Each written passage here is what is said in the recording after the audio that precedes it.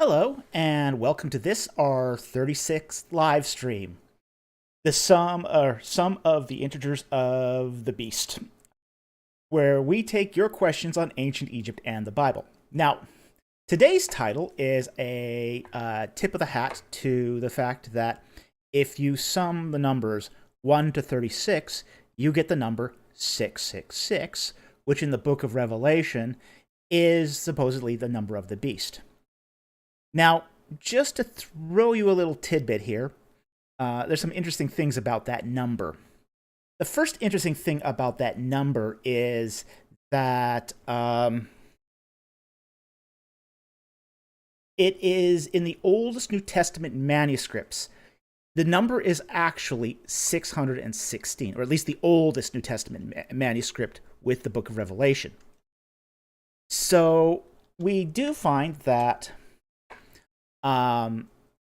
it is there is some controversy within New Testament studies whether it should be 616 or 666. However, I tend to lean more towards the 666 interpretation. And the reason is because there's actually a reference to 666 in the Old Testament. And we know that a lot of the symbolism in the book of Revelations does hark back to that Old Testament symbolism.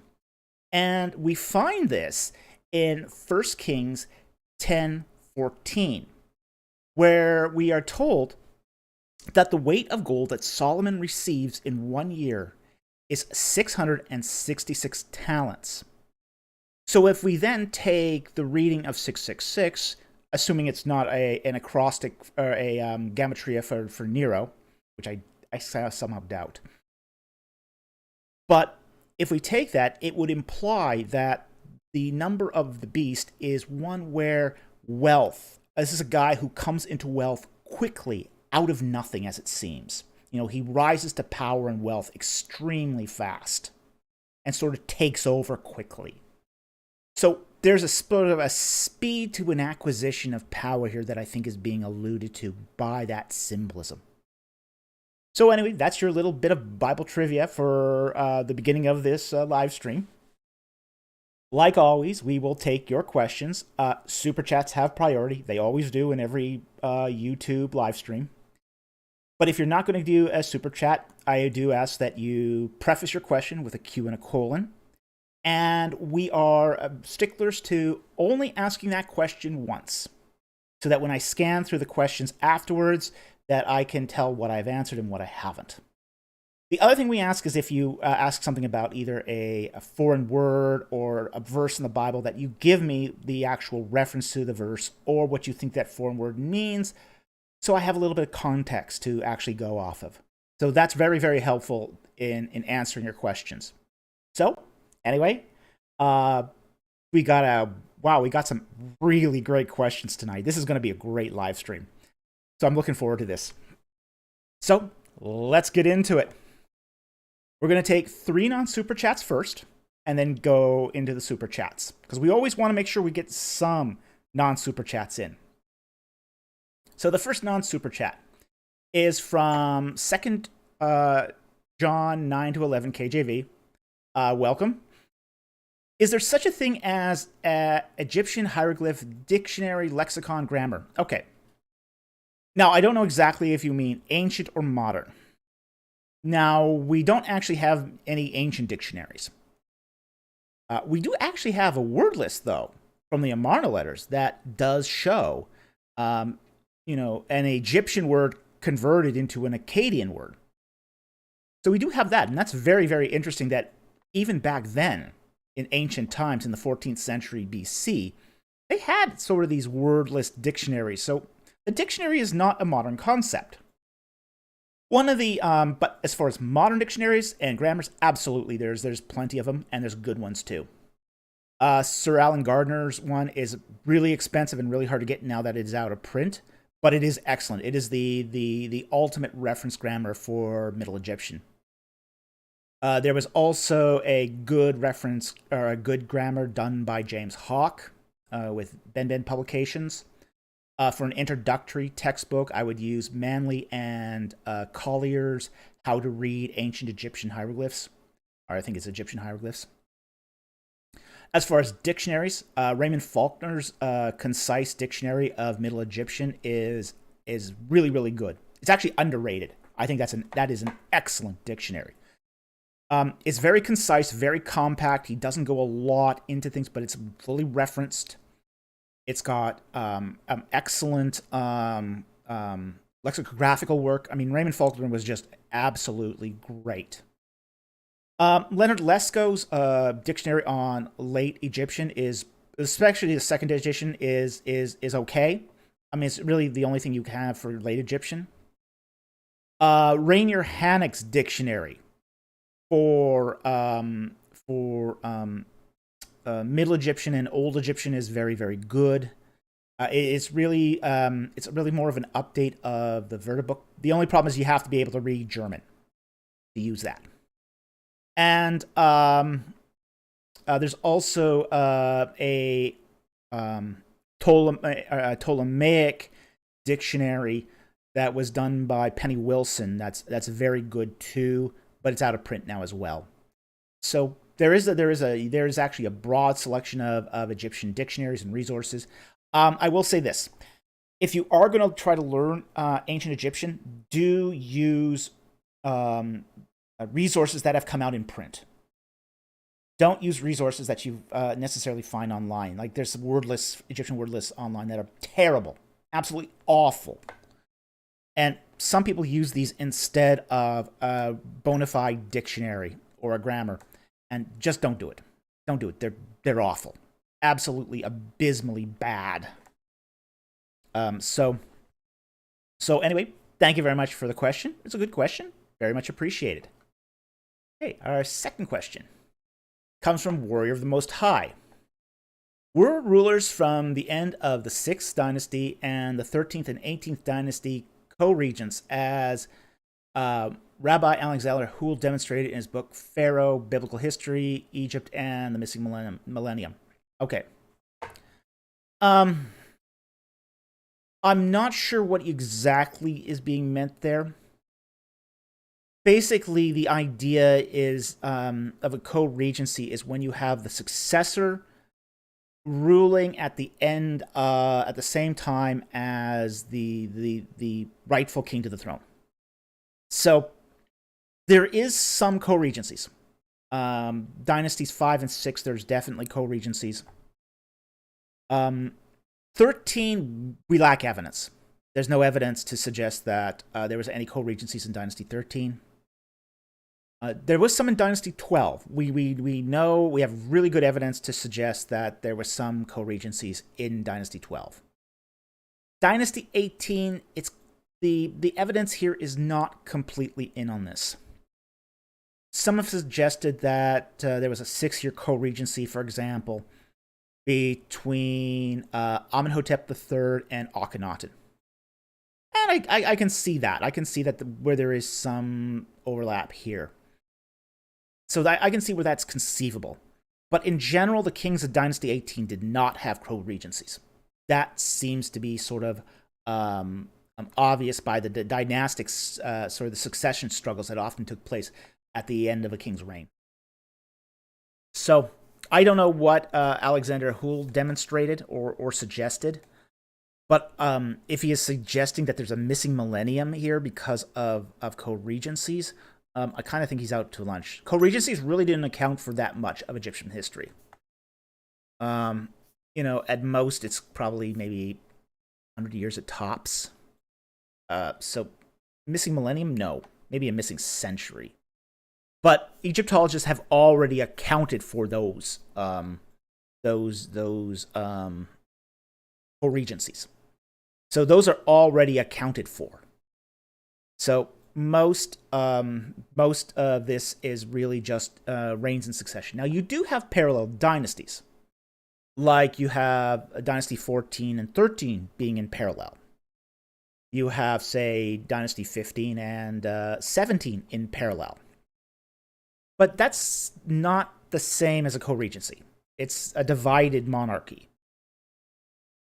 So anyway, I hope that answers your question. Thank you very much for the question. And now we will move on to question 3 by Keith Wise. Have you heard of Lamashtu, Akkadian vampire? Yes, I have. I'm not an expert on Lamashtu, I'll say that, but I have heard of it. The daughter of the Akkadian god Anu, who killed infants, killed the preborn, killed men, drank their blood, and ate their flesh. Yeah, not a woman you want to bring home to your parents after a date. That's for sure. She does appear in some Mesopotamian art and iconography. So, yes, I have heard of it. I don't know a lot about her. I don't know a lot about her tale, but I have heard of her. So, anyway, thank you very much for the question. It's an interesting question. Okay, let's get to the super chats. And our first super chat comes from Avram Benhaim for $9.99. Thank you very much for the super chat. Good to see you here tonight. Hi, Dr. Falk. What would be your strongest reason for not accepting the documentary hypothesis? Thank you and God bless you. Ooh. Well, I think there's many, many good reasons not to accept the documentary hypothesis. I think one of the strongest that resonates with me personally is literary. And what do I mean by literary? Many of the criteria that are used for establishing multiple authors in the documentary hypothesis would subvert, say, more literary aspects of the text. For example, in a recent article by Jean-Pierre Sonnet, he talks about the use of the Torah's, what he called, Misa in Abime, reflections in the abyss, where he basically talks about, an account given in one part of the Torah and then repeated in another part of the Torah, not quite the same, but reflecting that first account. Now, in the documentary hypothesis, this would be taken as evidence of two authors. Okay? Whereas, say, somebody with more of a literature bent would say this as being a form of reflection, of basically creating a parallel account that's similar, but not the same. So I really kind of think here that you have things like inconsistency used for literary effect, and one of the most famous ones being do not answer a fool according to his folly, lest you become like him, but answer a fool according to his folly, lest he seem wise in his own eyes. Okay, those sorts of parallel accounts, which the documentary hypothesis would call doublets, are seen as forms of different authors and writers. The change in genres, the change in pronouns, even the change in names. These are all been criteria for multiple authorship when they are most easily explained by the literature of the period and the literary devices used. We find, for example, like in the book of Judges, where you have the narrative account of Deborah followed by the poetic account of Deborah. That's seen as often two authors. Whereas we see these narrative plus poetic accounts in Egyptian stele. And we know those are single authored texts. So I think there's a lot here to suggest that the literary aspects have to be given priority over, say, any strange theory of multiple authorship. So that's what I think resonates strongest with me. It just does by violence to the literature and the literary virtuosity of the authors. So anyway, thank you very much for the super chat. I hope that answered your question, and it's good to see you here tonight. Okay. Our next super chat comes from Brick Creation for $10. Thank you very much for the super chat. In Genesis 1, 9-10, does it imply that water came before land, or that it is not in chronological order? I read the Hebrew, and it seems to imply that it was either or. In verse 10, God names the dry first, and then the water second. Okay, I think that's sort of a kind of a wrong way to look at it. I appreciate the question. I think it's a good question. But what we're trying to be shown here is not so much a chronological order of creation. But I think what we're being shown here is a way of sort of laying out the temple of the cosmos. It's a form of anti-myth cosmology. So it does seem to be that there was water. That there was water, and we get this where that the Spirit of God hovered over the face of the deep. The idea that this is a deep water, deep down, formless and void, and that God separates the waters. So there does in the myth here, there does seem to be a parting of the waters and the dry land appearing from out of the water. But it's not at the same time implying that there is a chronological order here. It's more of, I think, of an order of importance than it is anything else. So I think that's sort of what's going on here in this text. So I think we have to be just a little careful about, reading too much into it one way or the other. But because this is mythohistory. This is mythohistory. It's a real historical event that's being told in analogical terms, the way they would have understood it back. And in that respect, it's trying to show us how it fits more in the terms of its mythology it's trying to engage with, more than it is trying to tell you the actual order of creation. So anyway, I hope that helped. Thank you very much for the super chat. Very much appreciate the question. Okay. Third super chat, also from Brick Creation for $20. Thank you very much for the generous super chat. Always appreciated. Could the scientific explanation for Genesis 1 be sun, Earth's atmosphere, land, water, plant origin, plants scattering, light making sun, moon, stars visible, life originating from the sea and moving on land, and mankind? Well, I'm real hesitant here to try to graft a scientific understanding over an ancient text. They didn't have a concept of science, so there's sort of an anachronism going on here. I know, and you know what? When I was young, I did this too. I did the same thing. I tried to provide a scientific explanation. Having doing my much of my early academic work in the sciences. So, I too wanted to graft science over this. And frankly, I was sort of enamored with Pocklinghore's explanation of theistic evolution. So, I get this. I really, really understand this. But as I get older, I kind of understand more that Genesis 1 is really talking in terms of temple motifs. It's all one big temple motif.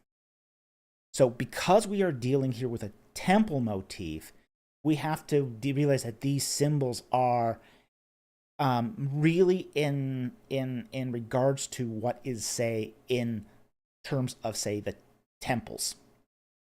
So it's essentially stretching from, the Holy of Holies outward.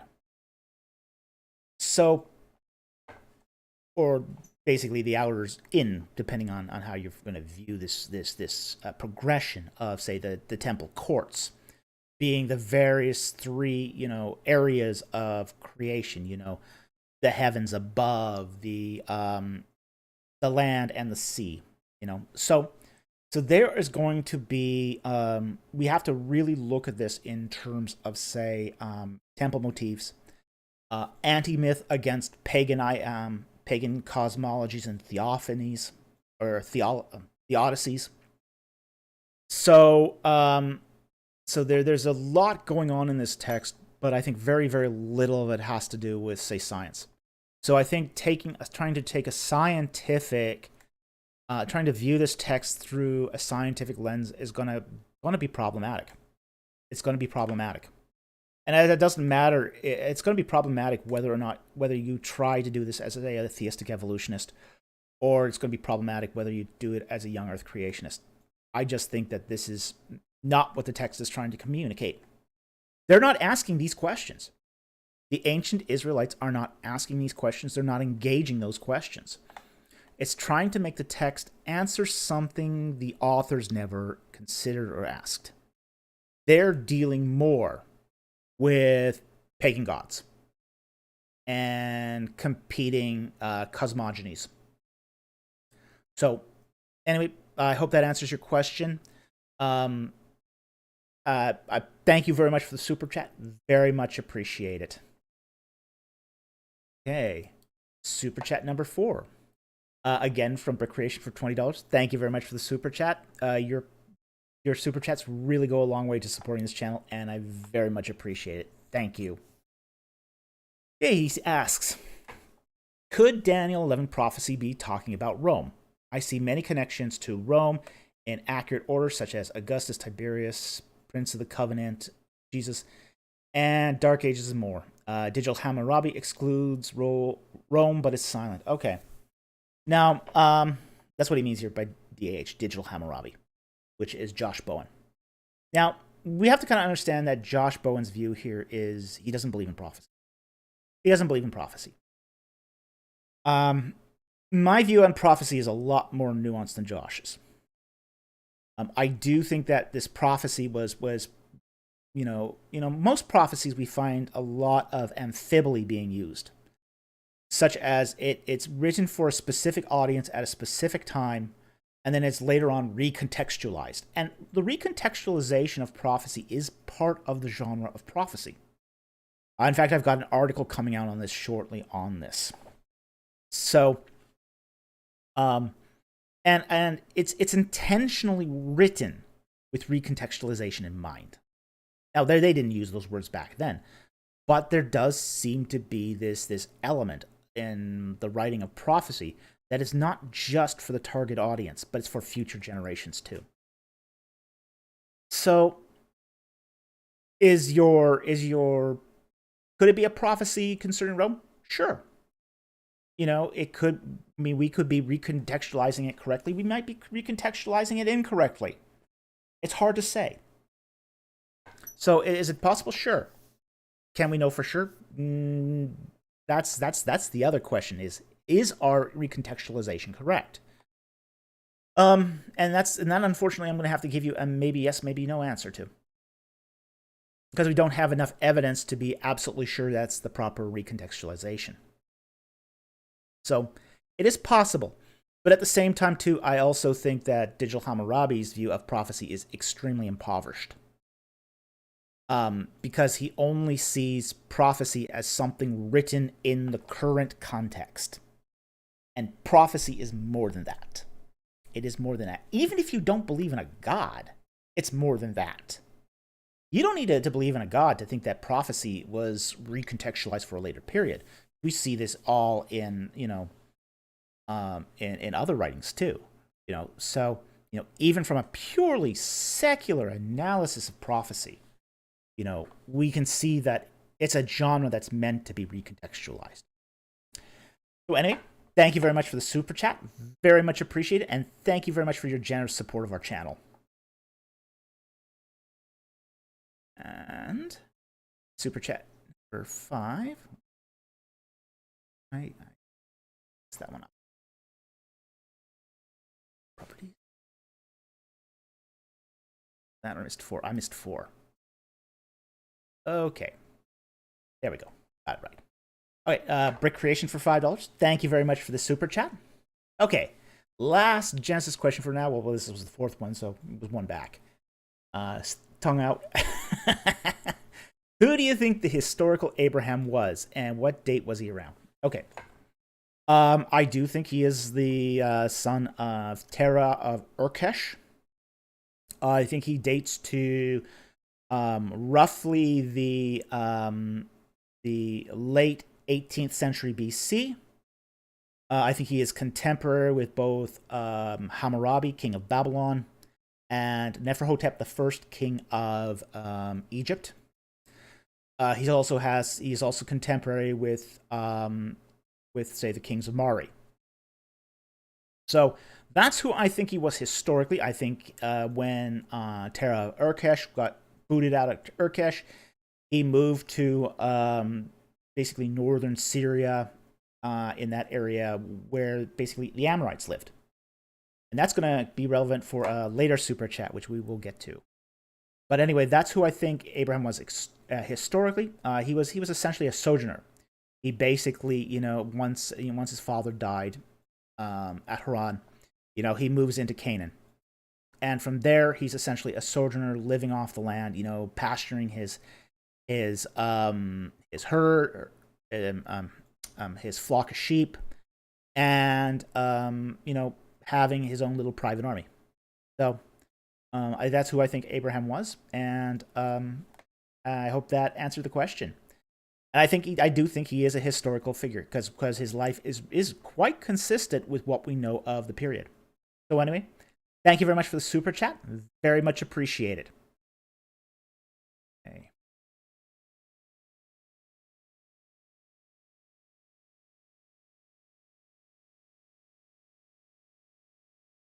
Last one in here. And we did. Awesome. All right. Our next super chat is from Luis Sandoval for 500 Dominican Republic pesos. Thank you very much for the super chat. Very much appreciated. Is it possible that from the time of Genesis Old Testament patriarchs to Abraham and the prophets of the Old Testament that they might have consumed psychedelics or any type of hallucinative drugs? Okay. I do appreciate you sanitizing the live stream because our YouTube overlords do watch us carefully. Thank you, YouTube overlords. So, it is possible psychedelic drugs were actually used in the ancient Near East. We know of at least 2 psychedelic drugs that were used. One is opium. The other is the juice of the lily, the water lily. So we do find that psychedelics are used in the ancient Near East. So, did they use any other type of psychoactive drugs? It's possible. We're not quite sure. Pharmabotany, as it's sometimes called, is one of those things that that people are trying to figure out. Like, for example, are some of the components of, say, the incense psychoactive? Now, there was a recent article in the Jerusalem Post that suggested that cannabis was used. And I think the evidence for that is very, very thin. It's thin. I think there's in that case, there's more evidence that one of the excavators was toking up and dropped some ash. So, and we do get this quite often, where an excavator will get high on the job and leave some remains behind. We have examples from mummies where they scraped some of the residue off of the mummies and found cocaine residue. Well, cocaine is a North American plant. So you're not going to find, cocaine in the ancient Near East. But it does show you how an excavator's use of things can really taint a result. But that goes back to say, well, could they have consumed psychedelics? That's maybe, but we're not sure. We're not sure, especially in, say, ancient Israel. We don't have enough evidence really to say for sure whether or not they consumed psychedelics. Maybe they didn't. Don't know. But it is possible. It is possible. And we also aren't really sure of the entire range of, say, plants that could produce these effects also. There's still a lot of work being done on pharmabotany in the ancient Near East. And, this is one of those things that's still open for research. There's identifications of certain plants that we're still trying to figure out. So this is one of those open fields of rather fascinating research, to be honest. But it is one that is still a bit in its infancy stage, despite interest in it. So if anyone wants to look into this further, there are medical texts that do sort of discuss some aspects of these things. And there's a lot of good articles out there. So definitely, if you're interested into it, there's a lot. You can get a lot deeper in this too. So anyway, thank you very much for the super chat. Very much appreciate the question. Okay. Our next one is from RG Strategy for $10. Thank you very much for the super chat. Good to see you tonight, friend. Two-part question. Ooh. Getting complex questions. What is your thought on the Sphinx that was found from the reign of Amenhotep III? Okay. My thought on the Sphinx from the reign of Amenhotep III is it was found at the mortuary temple of Amenhotep III. That temple was found in the back section, by where the pylon would have been. It was in his funerary temple. This is where the two massive colossi of Memnon were found. So these are massive statues. I mean, what we know of Amenhotep III's mortuary temple is it was really big. From what we can tell, it was a massive, massive funerary temple. Much, much bigger than many of the other funerary temples. Of course, Amenhotep III had a long, long reign. So for him to be able to construct a temple of that size is not surprising. However, his funerary temple was ransacked for the stone. Other Egyptian kings pillaged his temple for the stone to build their own temples. So this is why, unfortunately, we don't have much left of the funerary temple of Amenhotep III, which is actually really unfortunate because it probably would have been a spectacular temple.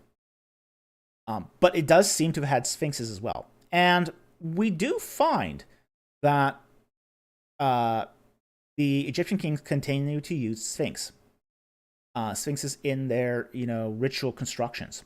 Like, for example, we do find the sphinxes from, there's this massive sphinx. The second largest sphinx in Egypt is actually at Memphis.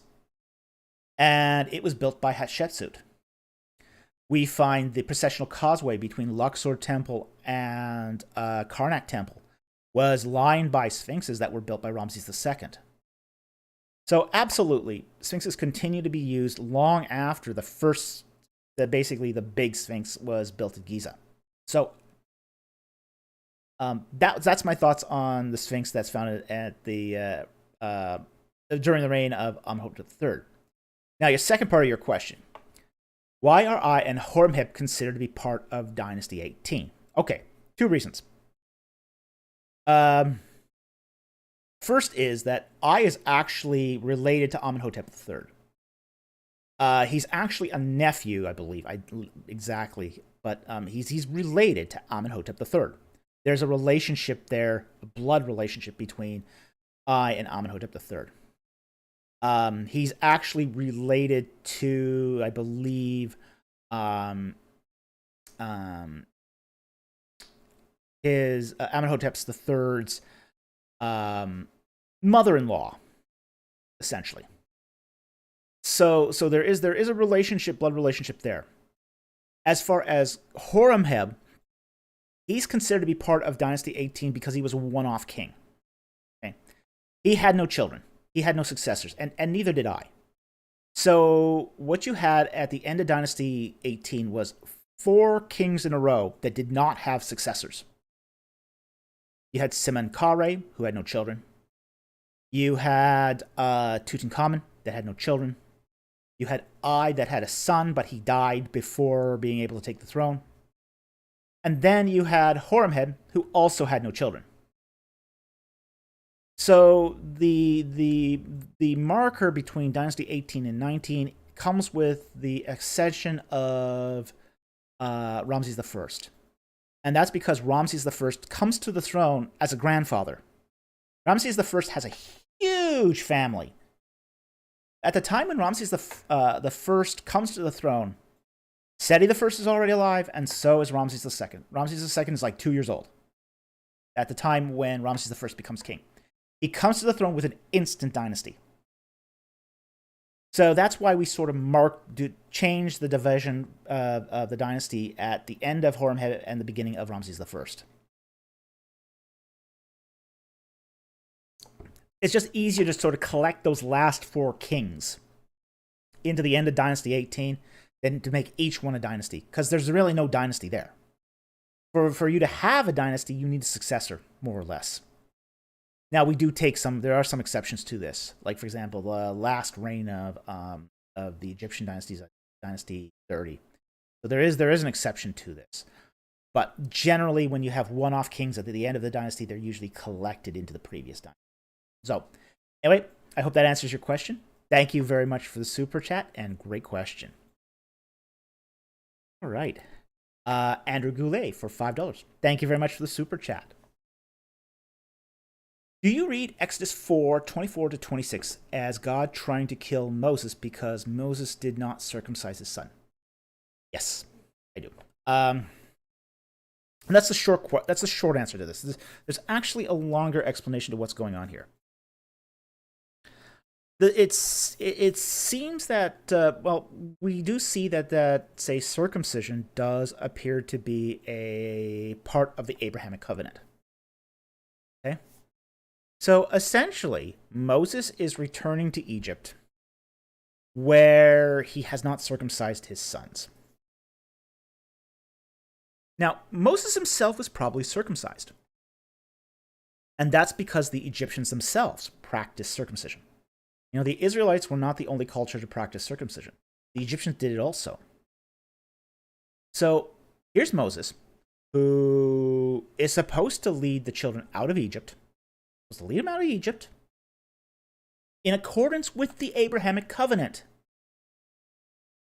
And yet, he neglects to have his own child circumcised. Not a good look. Not a good look.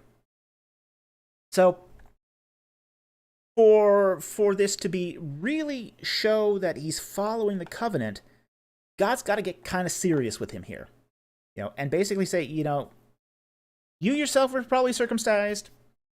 You haven't done it on your kids. You're going to do it on your kids also if you want to live long enough to lead the people out of Egypt. And Moses' wife takes matters into her own hands and does it. Because he's not man enough to do it. So essentially what she does is she fills the gap for his negligence, where he sort of has crossed the line and angered God as a result. So that's what I think is going on here. But it's a great question. Thank you very much for the super chat. Very much appreciated. And I hope that sort of explains what's going on here. Because there is some cultural references here that are sort of underlying all this, and that's what a lot of people don't understand, is that Moses himself was probably circumcised because the Egyptians did it. We see this on mummies, we see this on reliefs going all the way back to Dynasty 6. So we know that the Egyptians did this. So anyway, thank you very much for the super chat. Great question. Okay, Luis Sandoval for 250 Dominican Republic pesos. Thank you very much for the super chat. Very much appreciated. I was reading Genesis, and I don't read Abraham being an Amorite, when Amorites descend from Canaan. No, not quite.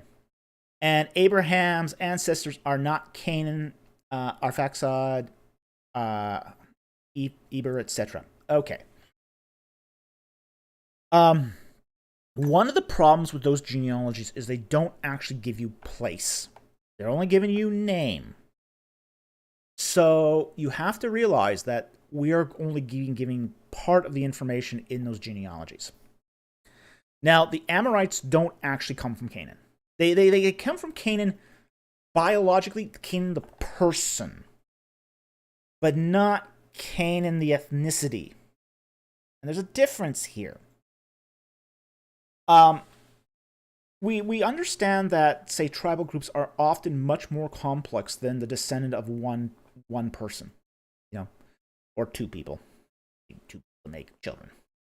But but it's more complicated than that.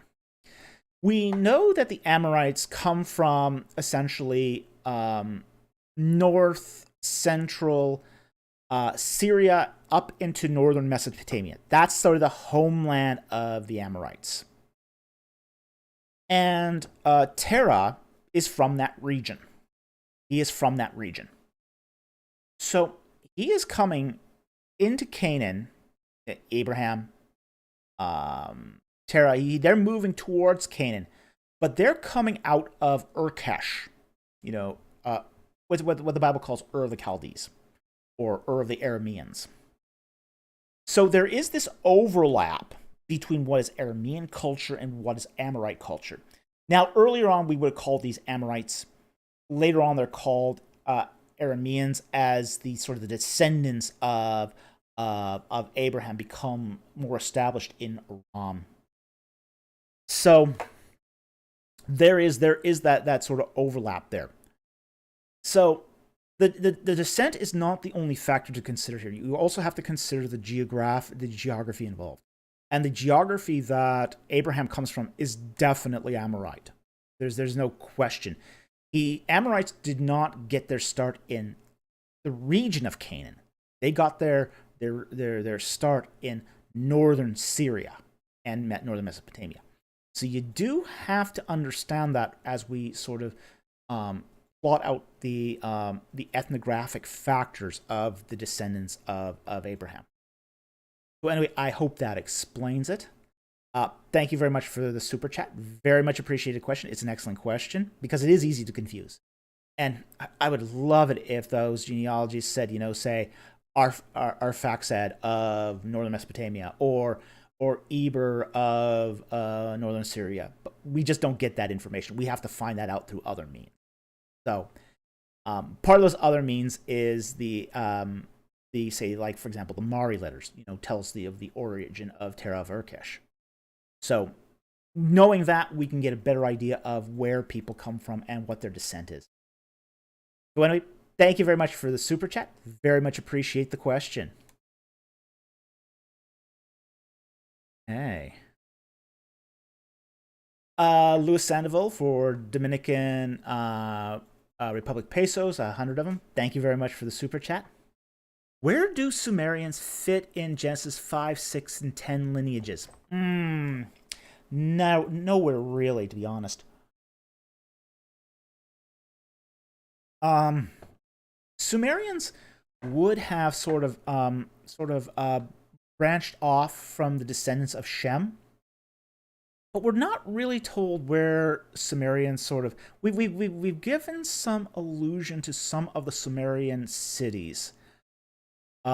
Especially in, say, where is it now? There's one reference that does talk about Sumerian cities, but we're not really told about the people of Sumeria. So let's see quickly. If I can't, I'll have to just give that a pass. But I think I find it.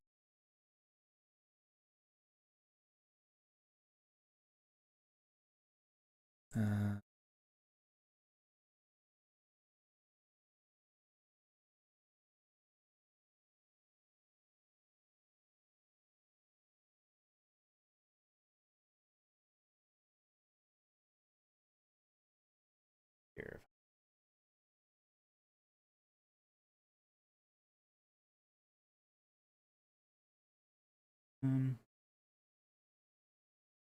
No, I'm.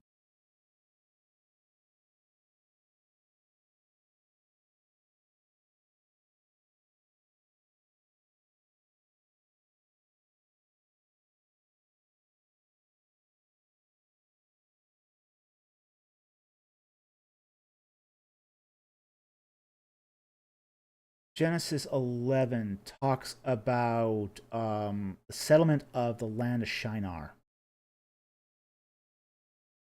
Shinar is another term for Babylon. But there's a couple of cities mentioned in Genesis 11 are also in that sort of region of Sumer.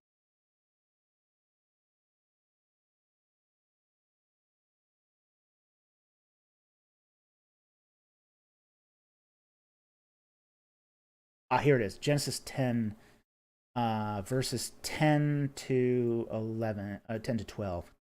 In the beginning of his kingdom was Babel and Erech, Akkad and Calneh in the land of Shinar. Akkad is the city of Akkad, where we get where the language of Akkadian is named after. It's also, say, the home region of Syrians. From that land, he went into Assyria and built Nineveh, Rehoboth, Ir, and Calah, and Rezan, and Nineveh, and Calah. Now that's unfortunately probably the closest we are going to get to, say, a reference to the Sumerians is those cities. We don't have much more than that. So and it ascribes the descent of, say, Sumeria to, say, the establishment of Nimrod, and we don't really know who Nimrod is, and I haven't actually looked at this in enough detail to come to a any sort of opinion on this. So unfortunately, we don't have a lot here. Wish we had more on Sumeria. But it just, by the time the Bible was written, which was in the late Bronze Age, Sumer was no longer really a major power. So it's really almost irrelevant to the biblical writers at this point. It's kind of like talking about kingdoms that no longer exist. It isn't relevant. So that's why they don't really talk about it. And it's not really relevant to their specific descent either. So it's not a big deal to them. So anyway, I hope that answers the question. We just don't have a lot of biblical information anyway about Sumer or the Sumerians. So anyway, thank you very much for the super chat. Very much appreciated.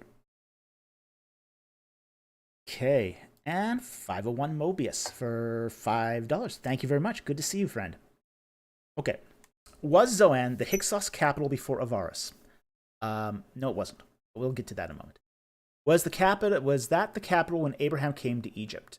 Were they rival cities? Okay, now Zoan is actually the Israelite name for Tanis. Okay, and Tanis didn't become a city until the 21st dynasty. Prior to then, it was just more or less empty plot of land. It was more or less just an empty field. It's sometimes texts talk about this as the field of Zoan or the field of Tanis. And the Tanis was, say, was the capital that sort of took over after Ramses was abandoned. What happens is at the end of Dynasty 20, the river the Pelusiac branch of the river starts to silt up heavily, really, really heavily. It silts up so heavily that Ramses no longer is a viable city. So what happens is the capital is moved. Essentially, you get this sort of split in the kingdom between, say, the Theban priesthood and the kings of Egypt who ruled in the Delta. And what happens is those kings start basically take all the blocks from Ramses and they start building a new city on the field of Zoan, or the field of Tanis. And that becomes the new capital of Tanis. Okay? So this is already well into, say, the 10th century BC. 10th, 11th century BC. So this comes long after Abraham came to Egypt. No.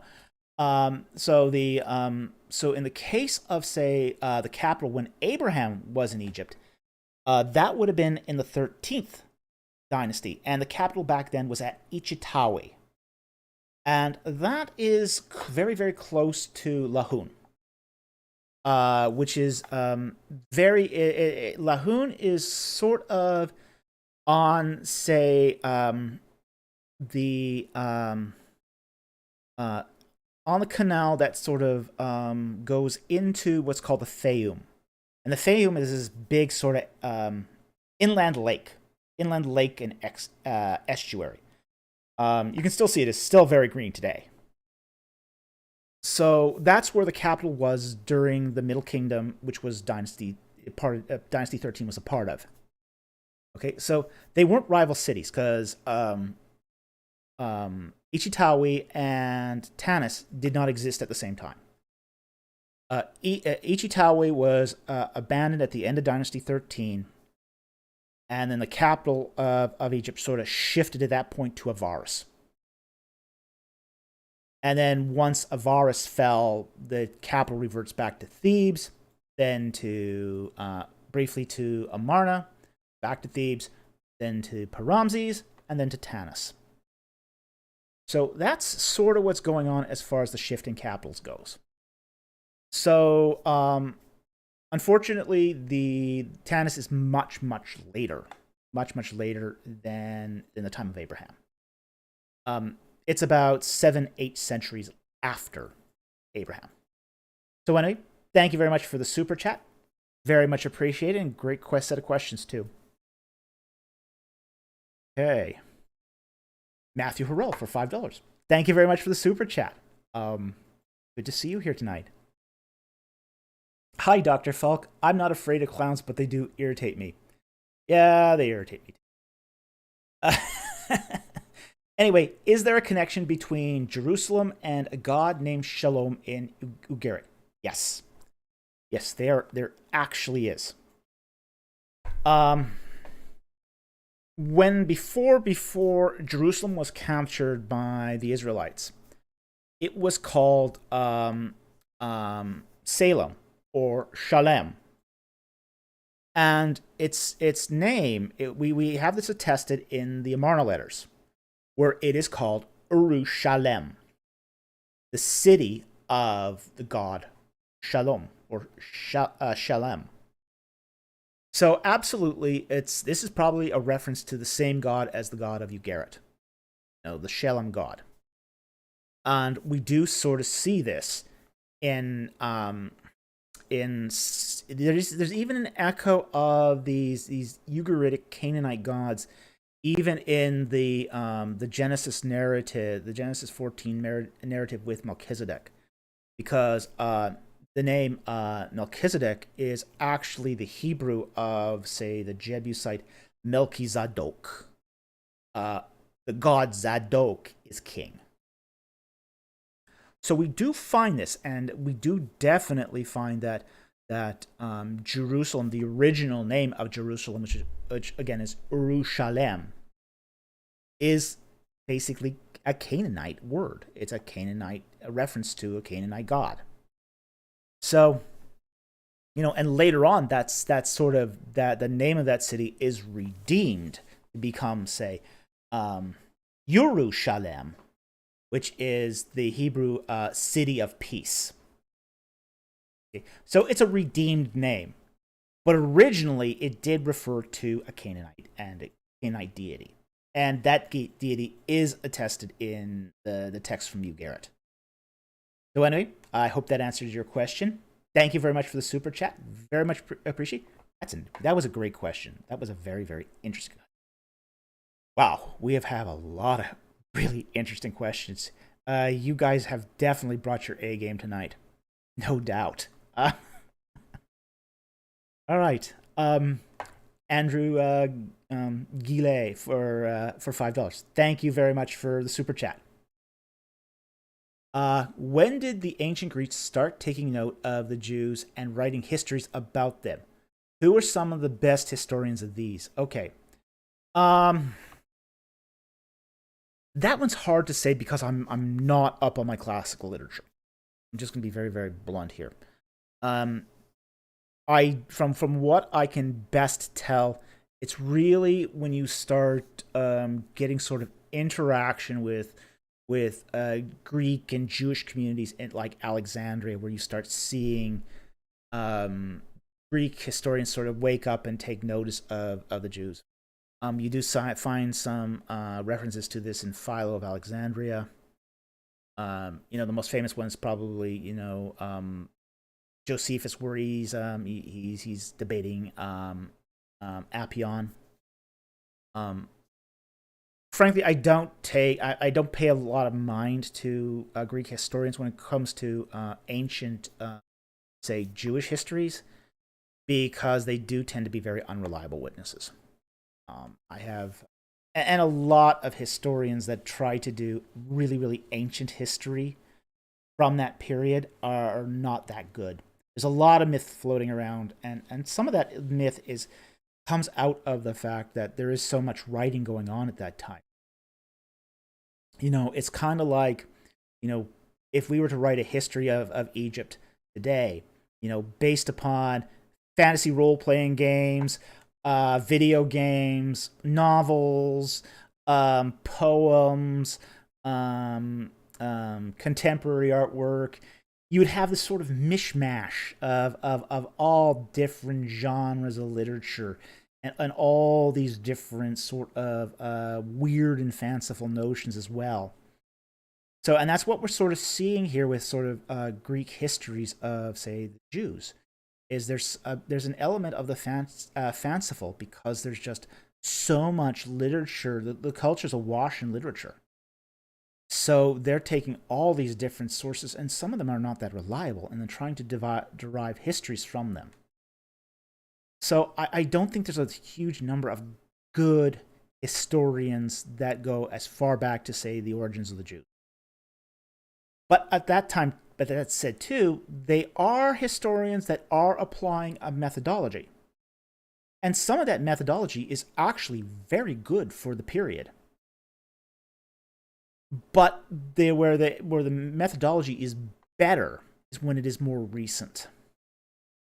So when, like, for example, Josephus, when he's doing his history of the Jews, his current events are excellent. His note of current events is really, really interesting and really good reading. But the further back in time he goes, the less reliability. And that's just the problem of dealing with Hellenistic histories.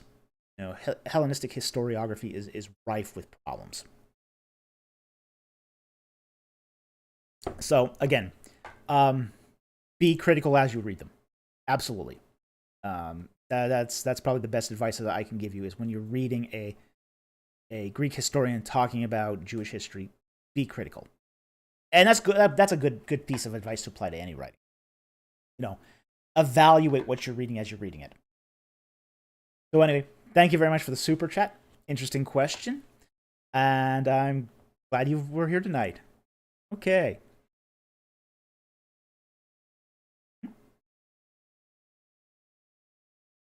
My wife is reminding me to breathe in, breathe out, slow down.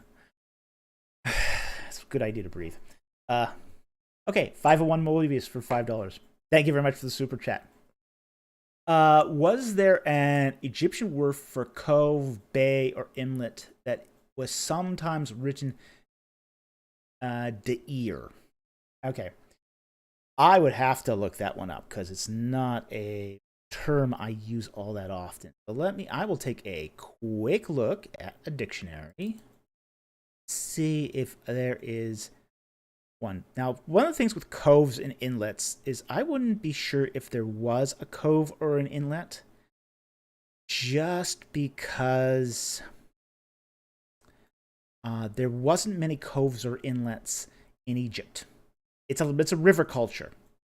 You tend to get more coves and inlets on coastal areas. And Egypt, even though it sort of extended the coast, they didn't have any cities on the coast. So it might be something we find in, say more the Ptolemaic area, where there actually is a city with a coastal city as part of, say, the kingdom. But in ancient Egypt, might not be so prevalent. So let me just take a look at dictionaries here. take a look. Late Egyptian one, because it's more likely to be in a later period text than it is in an earlier one. I will first look up and let's go.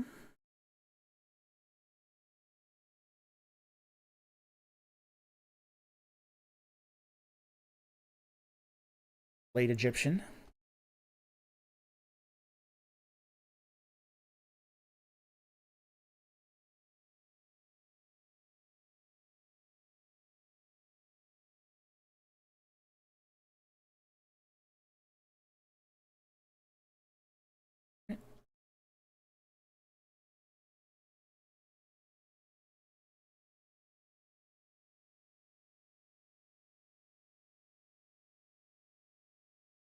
All right, it does not appear in Late Egyptian. So it doesn't seem to be something that we find in Late Egyptian. Double check the ear just to be sure.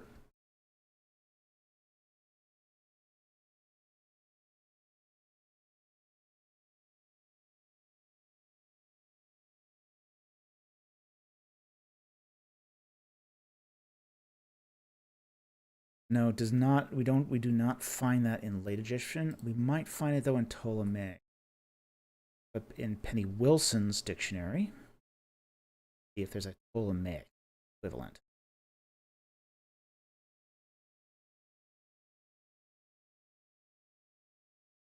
I am looking up in her Ptolemaic lexicon. Let's see here.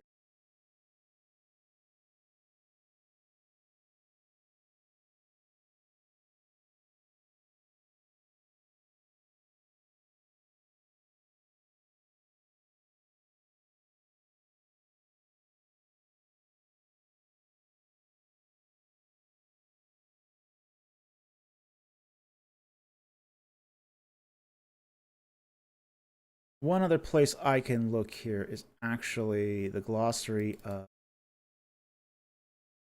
nautical terms by Dilwyn Jones. Another hard book to get.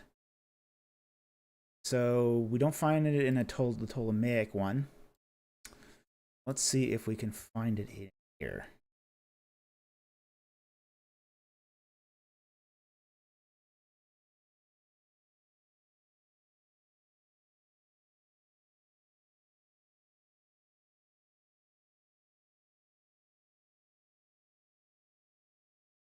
No. All right, so it doesn't seem to be a word that they used back then. Not for that. Now they did have ports, and we do find that. Let me see. I think. Let's see if they got a term for port.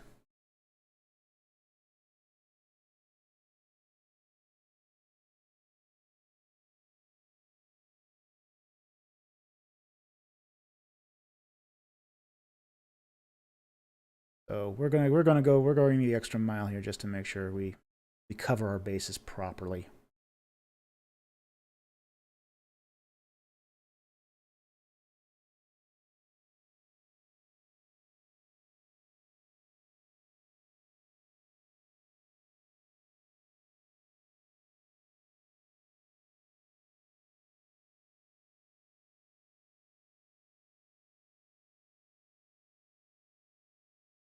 I do recall they had a term for port.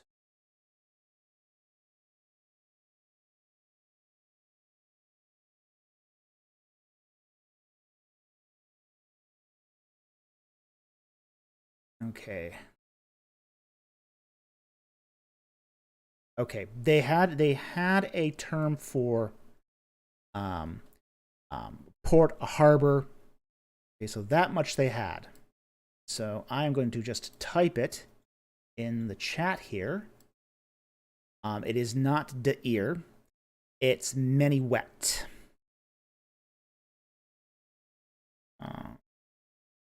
Harbor.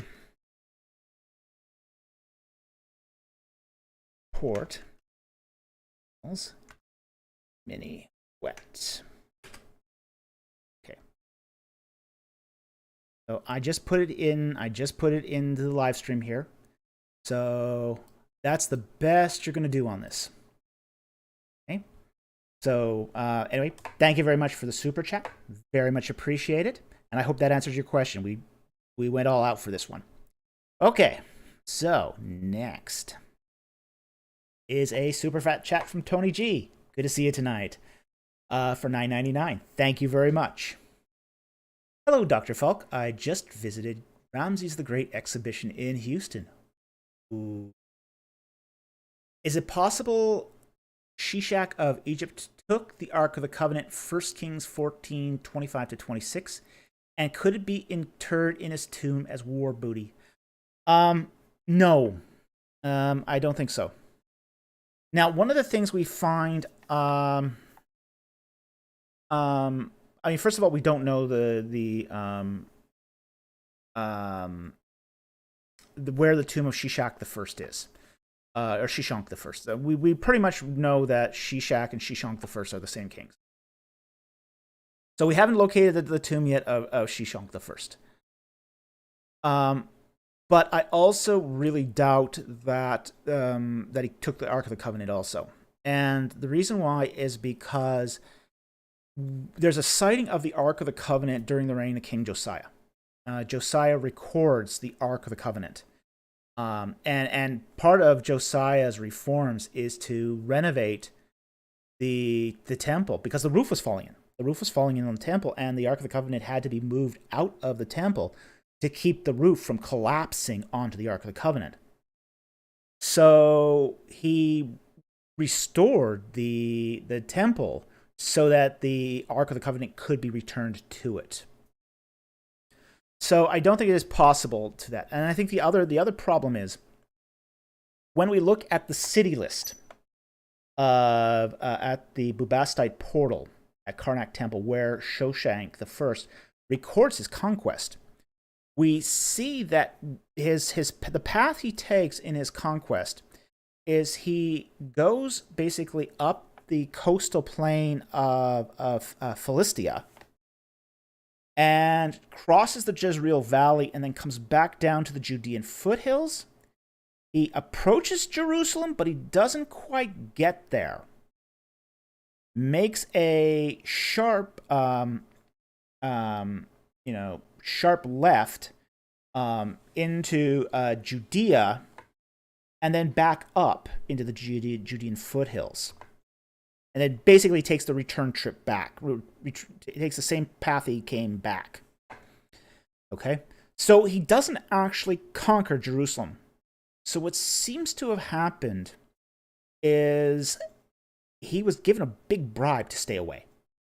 Essentially, you've taken all the important gold artifacts. There's nothing left for you here, so it's not worth your time to conquer.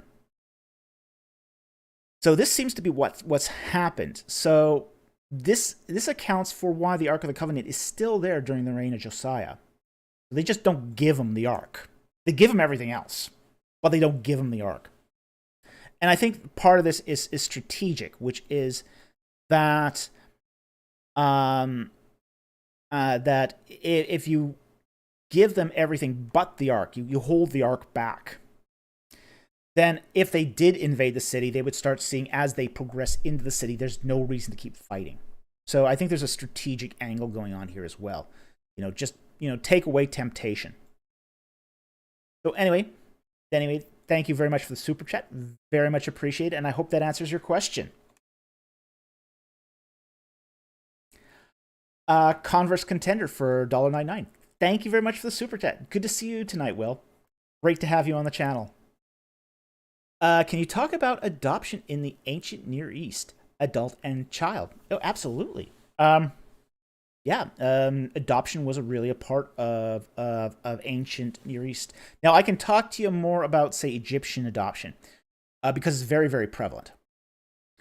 One of, say, the absolute rights of, say, a woman in ancient Egypt was she could adopt any child she wants, or an adult. She could adopt.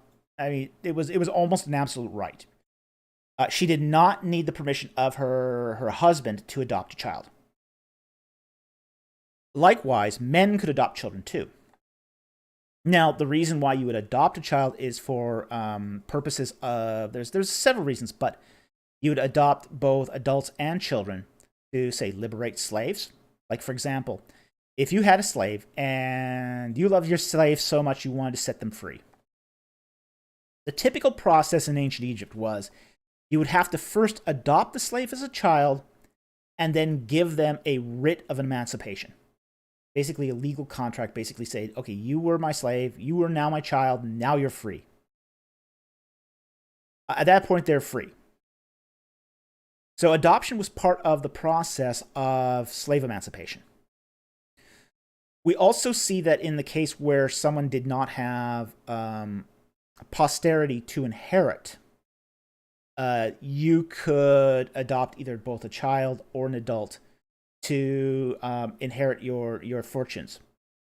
Now, interestingly enough, adoption of an adult was much more common back then than it is today.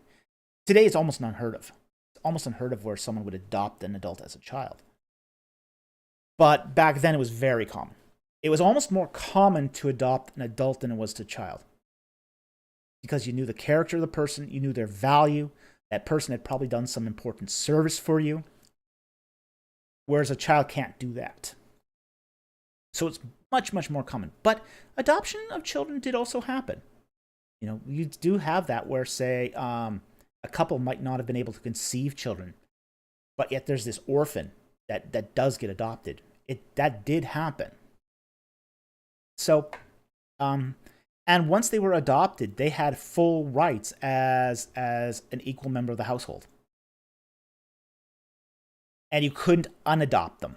It's not a reversible process. It's a one-way process. So, I mean, as my wife here just pointed out, this is why they did it as adults, too, because it was an irreversible process. Once you adopted someone, they get a share in the inheritance of whatever that is.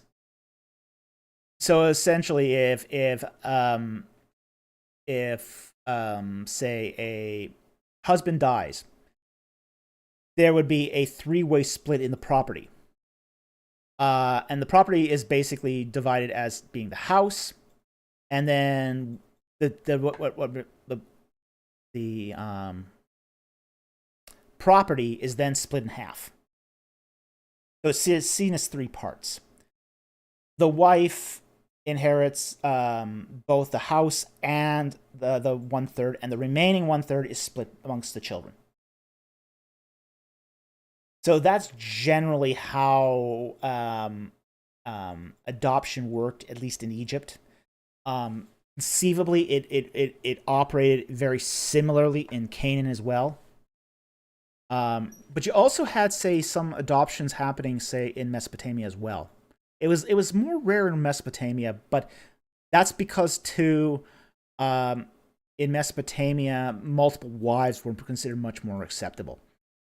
In Mesopotamia, you could keep accruing wives until one actually gave you a child. So you did have these sort of,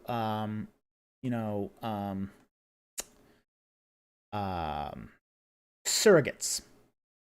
So much of the laws of Mesopotamia were also oriented around surrogacy and inheritance through surrogacy. So, adoption was less common in Mesopotamia, but it did happen too. It happened essentially when surrogacy failed. So, anyway, I hope that answers your question. It was really good to see you tonight, and thank you very much for the super chat. Okay. Matthew Horrell for $5. Thank you very much for the super chat. What is a maskell contemplation in, for example, Proverbs 74:1? And is there a connection with the contemplation of the king in Ugarit? Now I'm just going to read that passage, which is Proverbs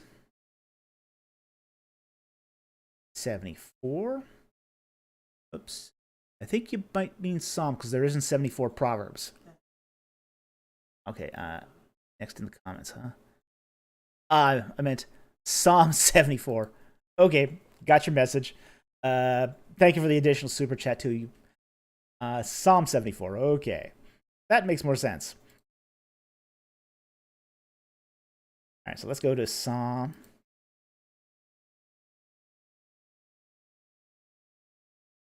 74, verse 1. A maskil of Asaph. O Lord, why hast thou rejected us forever? Why does thine anger smoke against the sheep of thy pasture? Okay. Now, a maskil is it's a kind of poetic structure. It's meant for you to deep think. So it is meant to be something that you reflect upon over and over and over again.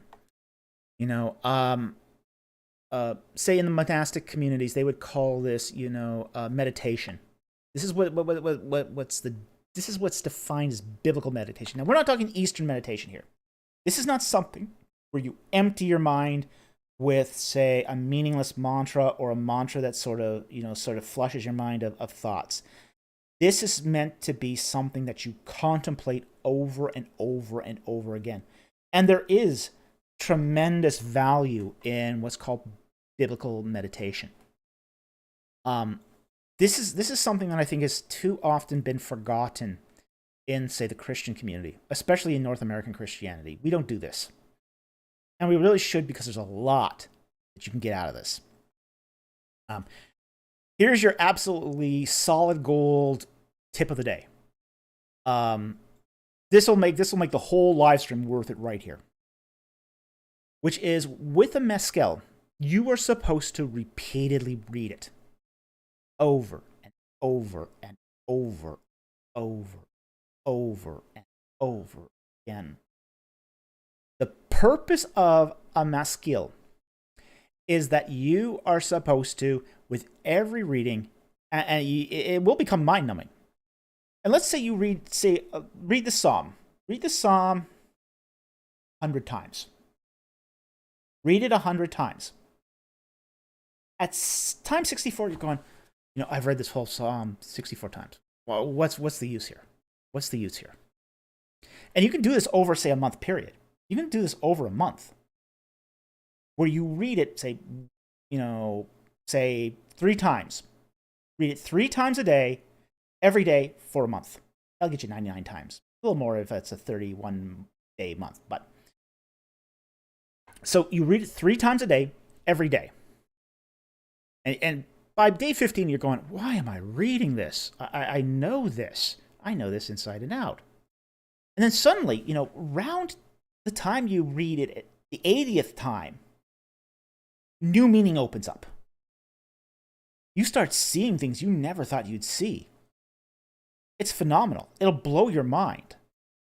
And by the time you've hit like time 99, you're going, wow, I'm seeing things I have never seen before in this text. It's just absolutely amazing. This is one of those, but this is the idea of Judaic or Christian meditation. Is this idea that you are contemplating the text repeated. Now, is there any connection with the contemplation of the king in Ugaritic? Probably. I would not be surprised if there was a connection there. I can't say for certain because I don't know the exact reference in the Ugaritic text, but it would not surprise me because this is not a practice that was isolated. This is a practice that we do find across, mentioned in ancient Near Eastern wisdom literature. This whole idea of this repetitious reading over and over and over again. So, again, it's a great question. And I hopefully I gave you something here that's of value for this super chat. And it's a great question. Thank you very much for the question. It's and again, I highly recommend this. just just a little note, you do see this practiced a lot more in Eastern Orthodoxy than you do, say, even in Roman Catholicism or in, say, Western Protestantism. It's a very common practice in Eastern Orthodoxy. You do also see it in Roman Catholicism in the monastic movements, but you don't see it so much in, say, lay Roman Catholicism. But it is a spiritual discipline. It is a spiritual discipline. So, thank you very much. All right. Andrew Goulet again for $5. Thank you very much for the super chat. Oh, wait. I think that's a repeat question. I think that somehow got in there repeatedly. Or either that or... Yeah, because we've already had that question. Is that a repeated question? It is a repeated question. I think you entered this question twice. When did the ancient Greeks started to take note of Jews and writing histories? Who were some of the best historians of these? Yeah, you've put in your question twice here, it looks like. Or either that or it got repeated twice in Twidget. I'm not sure which is the case. But anyway, thank you very much for the super chat. If you did give it twice, very much appreciated. Okay. So, Cheese 1 for $20 Australian. Thank you very much for the super chat. Very much appreciated. Hi, Dr. Falk. Was it hard for parents to connect and love their children given the high death rates? Need for child labor and even propensity to sacrifice them. Is it hard? It's hard to imagine as a parent the anxiety would drive me cold. Okay. Yes, it was. People in the ancient world didn't sacrifice their children gratuitously. This is one of the things we kind of have to understand. It's about sacrifice. There was and this sounds a little corny, but there was a fantasy series from England that had a ghost, a vampire, and a werewolf all living together.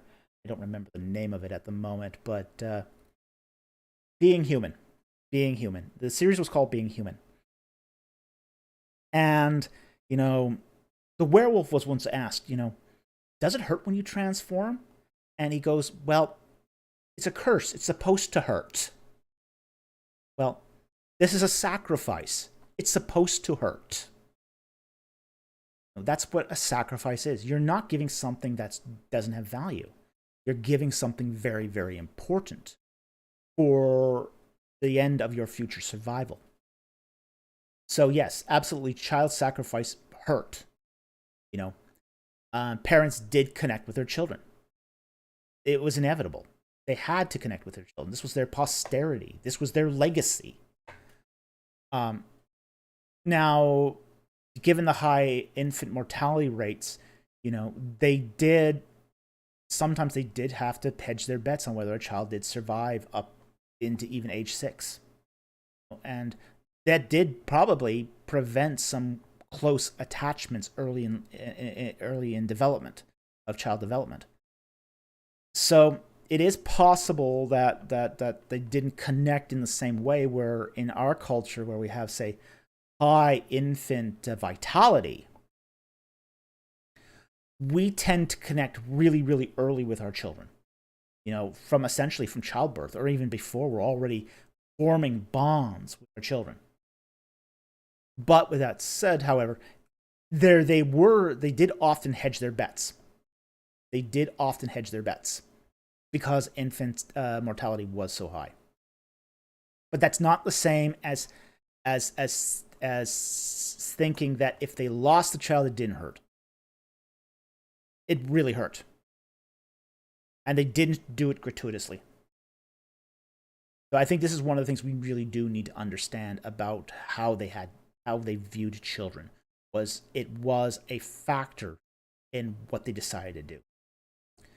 But at the same time, too, they were aware of the realities of their. So anyway, thank you very much for the super chat and great question. There's a researcher I do conferences with who does a lot of work on, say, on children, and he'll say that there is a change in how people view children over time, And he's done a lot of work on this, and his name's James McGee. And he really he does take notes of these things. Now I don't know if he's ever published anything, but I hear his papers all the time, and like his work, because he does bring a new perspective of how children are viewed in the past. So thank you very much for the super chat. Great super chat. Great question. Okay. Matthew Harrell for $5. Thank you very much for the super chat. Are Sheol and Mot, god of the grave in Ugaritic, completely different as a whole? That's going to be hard for me to answer. Because I'm aware of references to Mot, the god of death.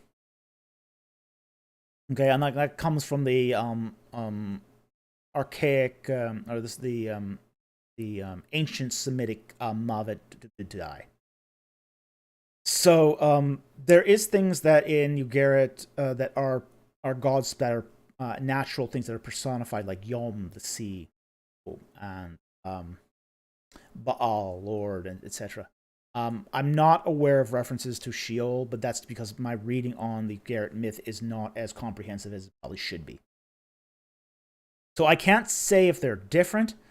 I'd have to read more Ugaritic myth to really make that determination. Unfortunately, I just don't have time to read absolutely everything.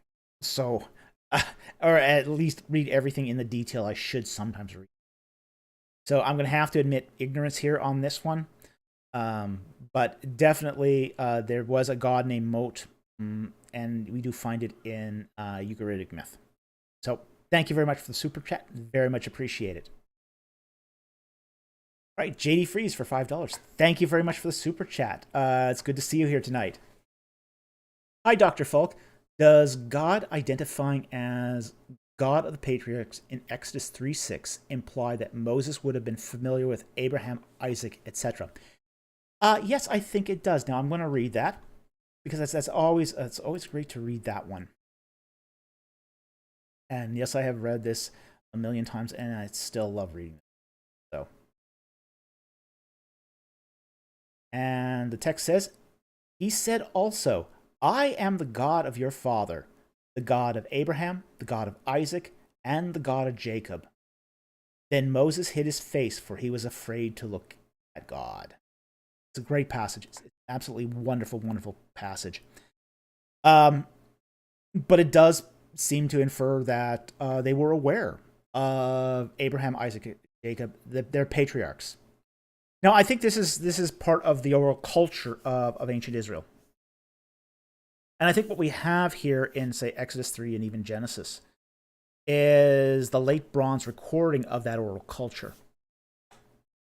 So I think what we have is definitely, when God is identifying himself, there is this implication that Abraham, Isaac, and Jacob would have identified God as El Shaddai, or even El Elyon, possibly, but definitely that El figure. And I think what's happening here is Yahweh is saying, yeah, I am the same God that appeared to Abraham, Isaac, and Jacob. And Moses would have connected with that and said, oh, okay, yeah, I recognize Abraham, Isaac, and Jacob. So yes, absolutely, definitely, I think that Moses would have been aware of the patriarchs. They would have been aware of their arrival at Avaris. They would have kept sort of track of, say, at least their foundational story, because many people do. Frankly, I'm aware of my family history going back 300 years. And it doesn't start here in America, in Vancouver. It starts elsewhere. So, sometimes some people's family histories don't survive, but many people do have family histories where they know the background, even if they don't necessarily come from, say, noble stock. My history is not from noble stock, but I am aware of my history going back 300 years. Not every ancestor in that chain, so I can understand why sometimes those genealogies are condensed or abbreviated. But I know, say what happened, say 300 years ago, because it's part of my family history. So for Moses, he would have known about Abraham, Isaac, and Jacob. That's part of their family history, and it is within that, say, scope of 350 years and in abouts there. So anyway, thank you very much for the super chat. It's definitely conceivable. Hey.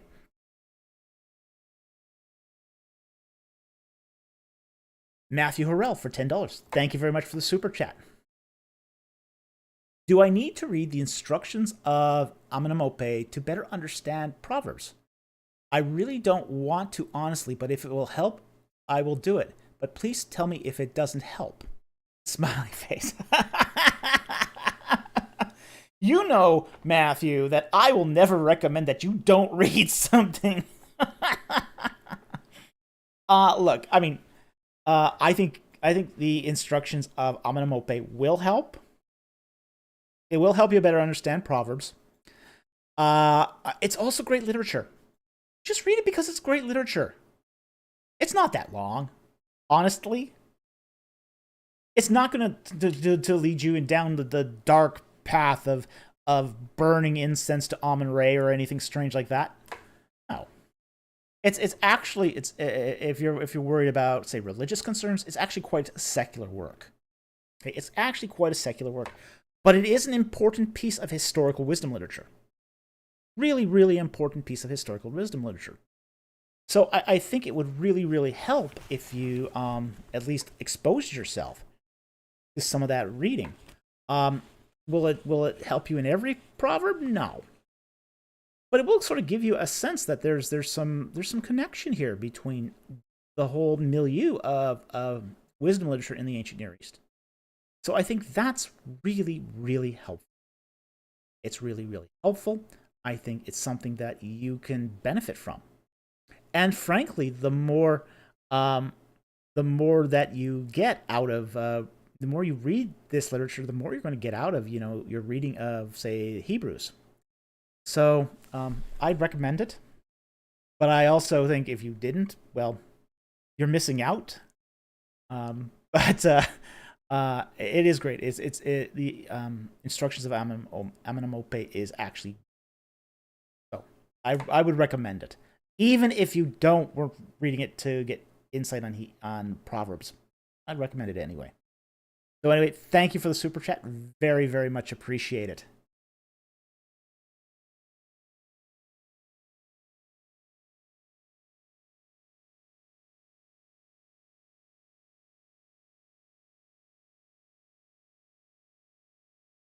Okay, next super chat is Andrew Goulet for $5. Thank you very much for the super chat.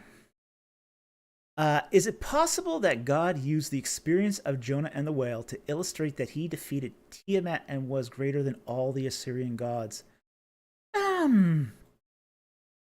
Possible. Yeah, possible. He gets spit up on the shore. I don't think what's going. I think it's more the latter than the former, that he is greater than the Assyrian gods. Not that he defeated Tiamat. It's clear from the Jonah narrative that Jonah is sort of chronicling his descent into the grave, into death. The whole 3 days in the belly of the whale, then he gets spit up. Jonah's dead. He's dead as a door knocker. So he's had it. So whale coughs up a corpse. And all of a sudden it starts standing up and everyone freaks out. Even if you don't believe in Tiamat, that's going to have some very profound, outcomes as to, well, what do you think is this guy's going to say now? He's dead. He's come back to life. What's he going to tell me? People are going to listen to this. Even if you're some pagan in Nineveh worshiping Marduk, you're gonna sit up and pay attention to this because people just don't come back from the dead. So this is not by any means normative, but I think that the whole experience of Jonah and the whale was to sort of make people sit up and listen, essentially. To make those Ninevites, basically listen to everything that Jonah is going to say. So, yeah, I think that there's definitely an element of that the God that brought him back was greater than all that.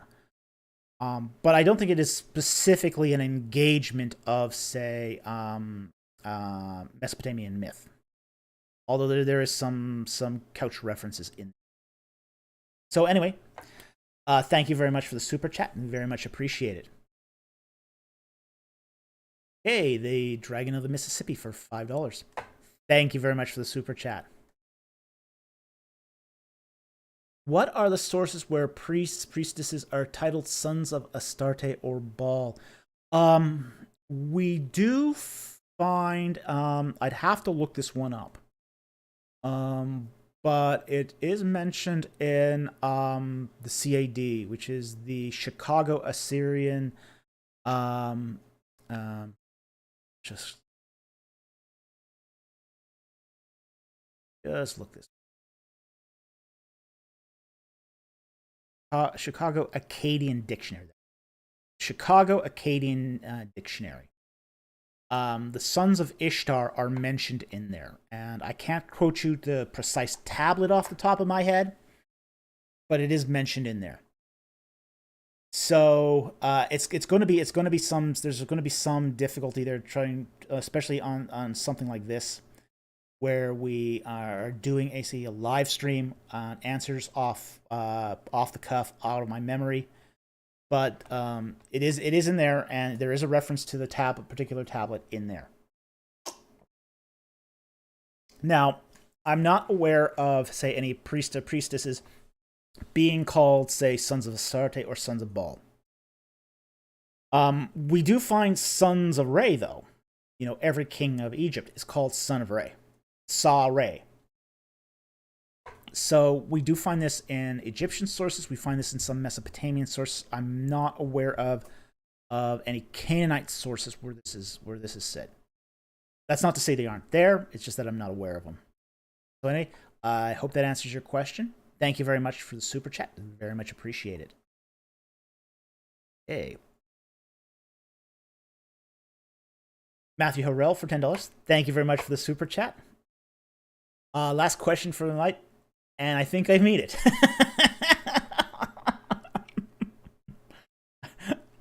Are you sure you know your own mind here?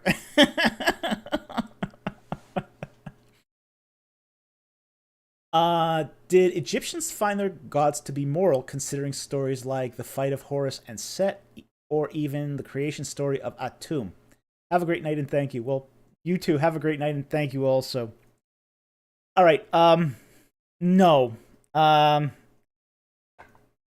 They weren't immoral, like, say, the Greek gods. The Greek gods were immoral.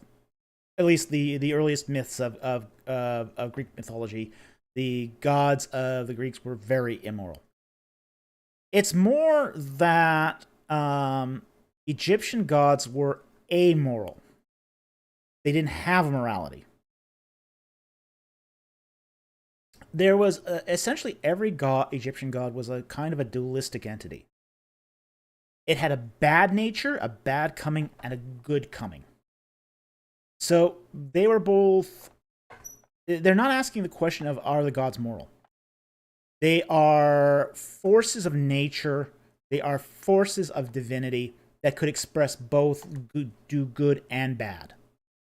And almost every god in ancient Egypt was like this.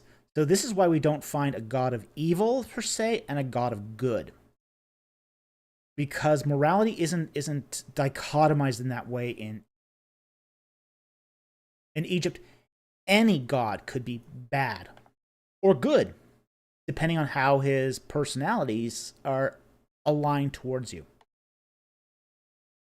Like, for example, Happy, god of the Nile. He brings bountiful produce every time he floods the Nile.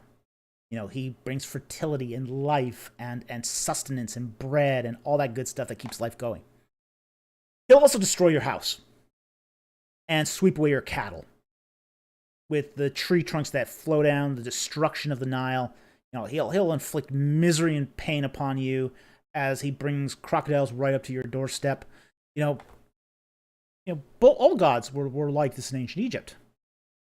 What's the name of that? Lioness god? Sekhmet. She's the god of healing. But that's because she inflicted you with a disease to begin with. All she's doing by healing you is taking away the disease she's giving you. So she's both the goddess of healing and of illness at the same time. Gods in Egypt did double duty. And all of them were like this. All of them were like this. The sun god Re. He provided life by providing sun to your crops. But he could also kill you with the heat of the sun. So you have to kind of take the good with the bad with the Egyptian gods. So they didn't find their gods moral or immoral. They were more amoral. They were ambivalent. They didn't care about morality. It's sort of outside of what they're thinking. So anyway, thank you very much for the super chat, and you have a great night. Tyler Smith for $2. Thank you very much for the super chat. Just wanted to say thanks. Well, we appreciate your super chat and we appreciate your support. You super chatters really are basically keep us going. And we love the questions. We love these. This is the highlight of our week. It really is. Being able to answer your questions live here on Friday nights. We love doing this. We love this work. And we're passionate to bring this information out to you. And we only are able to do it because you super chatters make it possible. So thank you very much for the super chat. Every super chat goes to supporting us. So thank you so very much.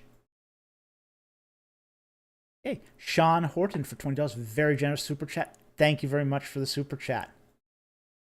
What was the chaos the gods were holding back that required humans to tend the gods? Making my way through Walton's A&A Thought and the Old Testament. Okay. This is to answer that question, we kind of have to understand the way idolatry worked in the ancient world. Essentially, the way idolatry worked is you made a body of the god, and then the spirit of the god would inhabit that body. Okay? Now, at that point, the worshiper had one of two options here. You could imprison the spirit of the body of the god to extort it and give you blessings.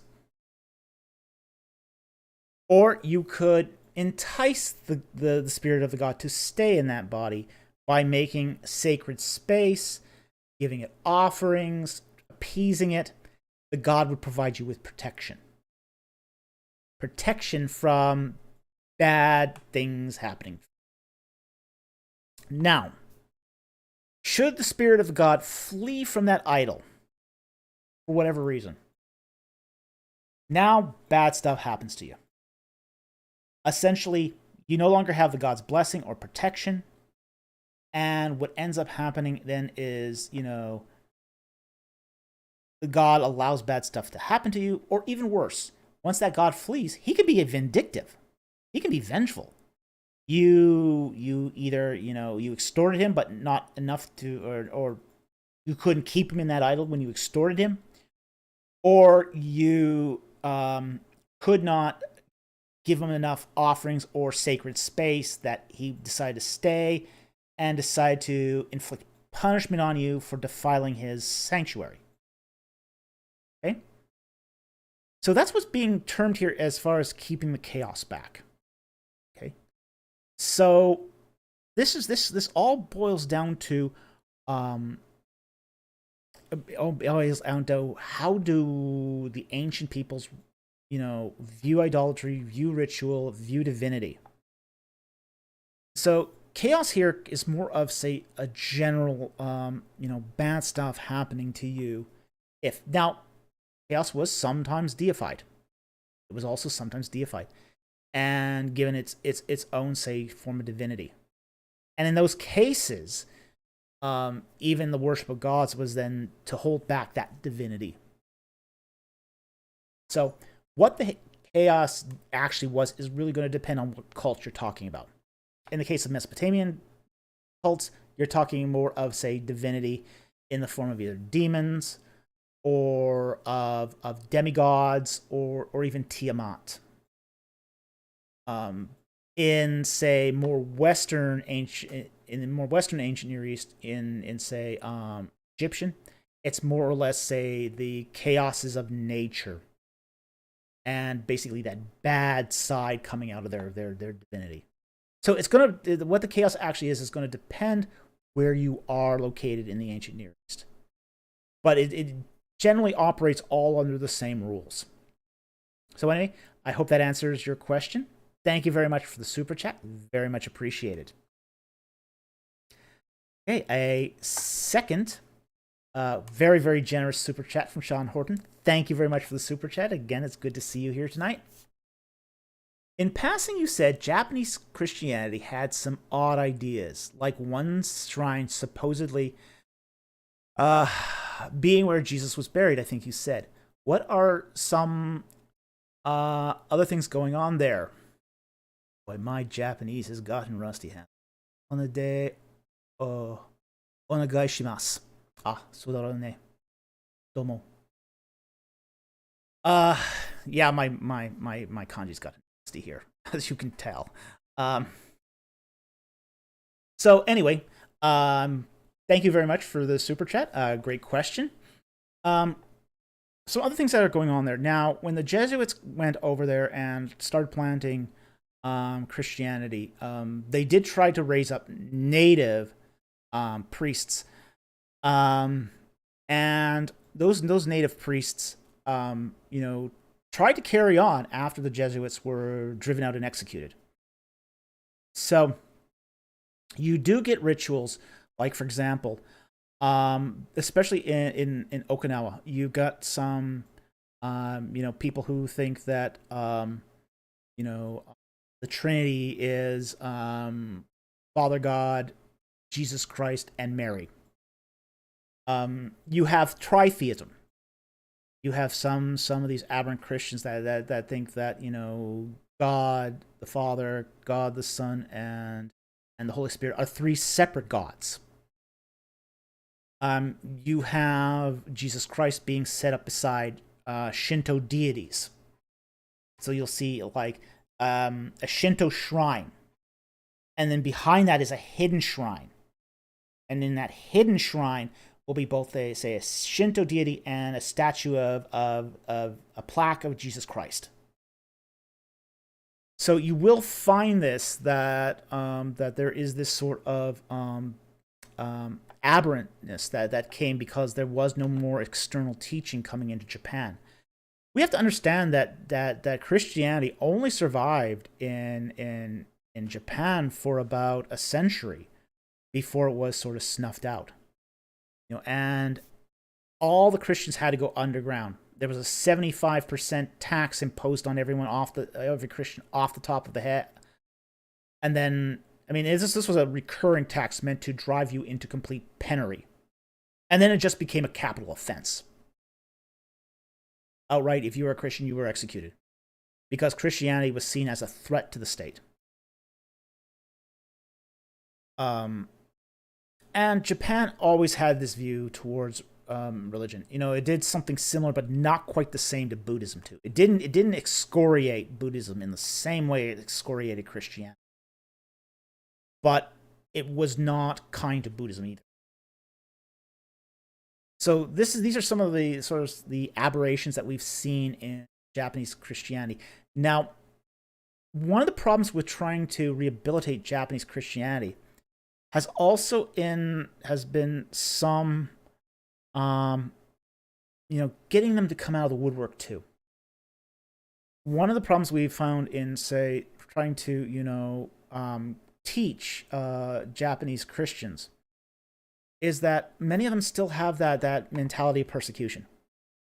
So a lot of them do stay hidden, and they don't admit they're Christian. But like, for example, in small villages, the tribal leader, the village leader, might lead a secret Christian church that no one talks about, and no one will come out and discuss. So all sorts of strange things can happen in those circles. They have no Bible. They only have the recollection of oral Christianity. So it's been very, very difficult. I mean, ever since the Meiji Restoration, when Christianity was once again allowed into the country, it's been an ongoing struggle to find our fellow brothers in Christ over there, just to be able to talk about it and to sort of bring them back into sort of a more orthodox position. So anyway, that's what's happening over there right now. Thank you very much for that very generous super chat. Great question. And thank you very much. Okay. Now, I am not sure of this currency.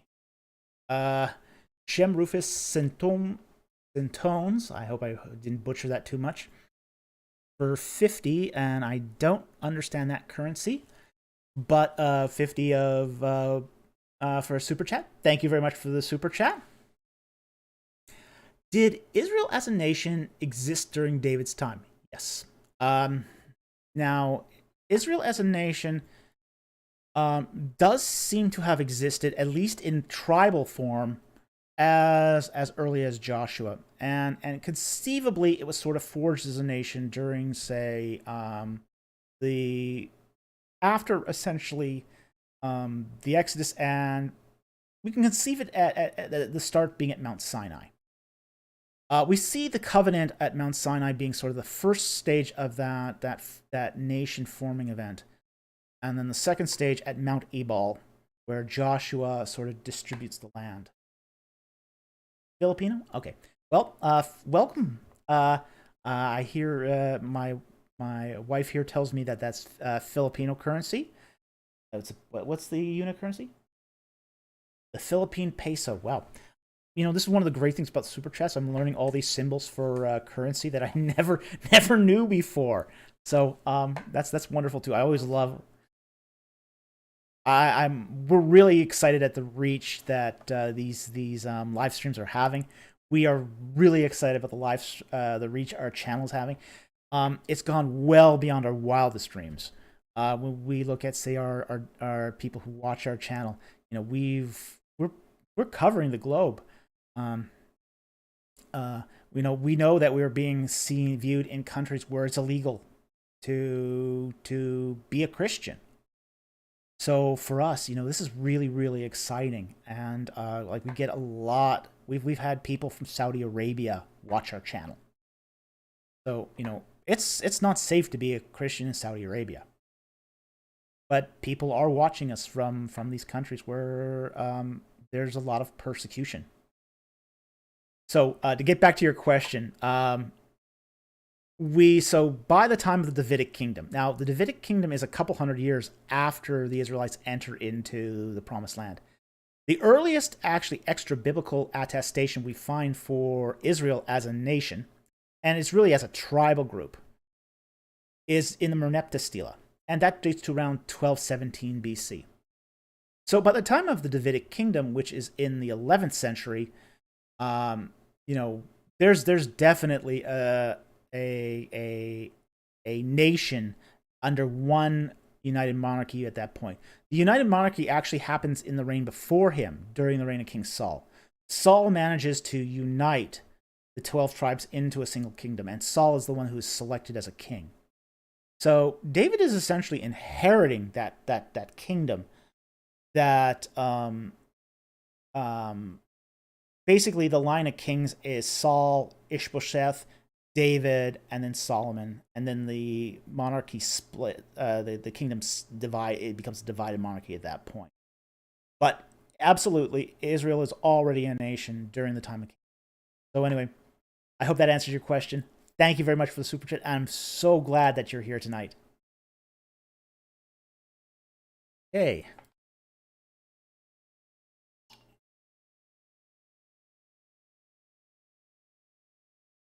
Andrew Goulet for $5. Thank you very much for the super chat.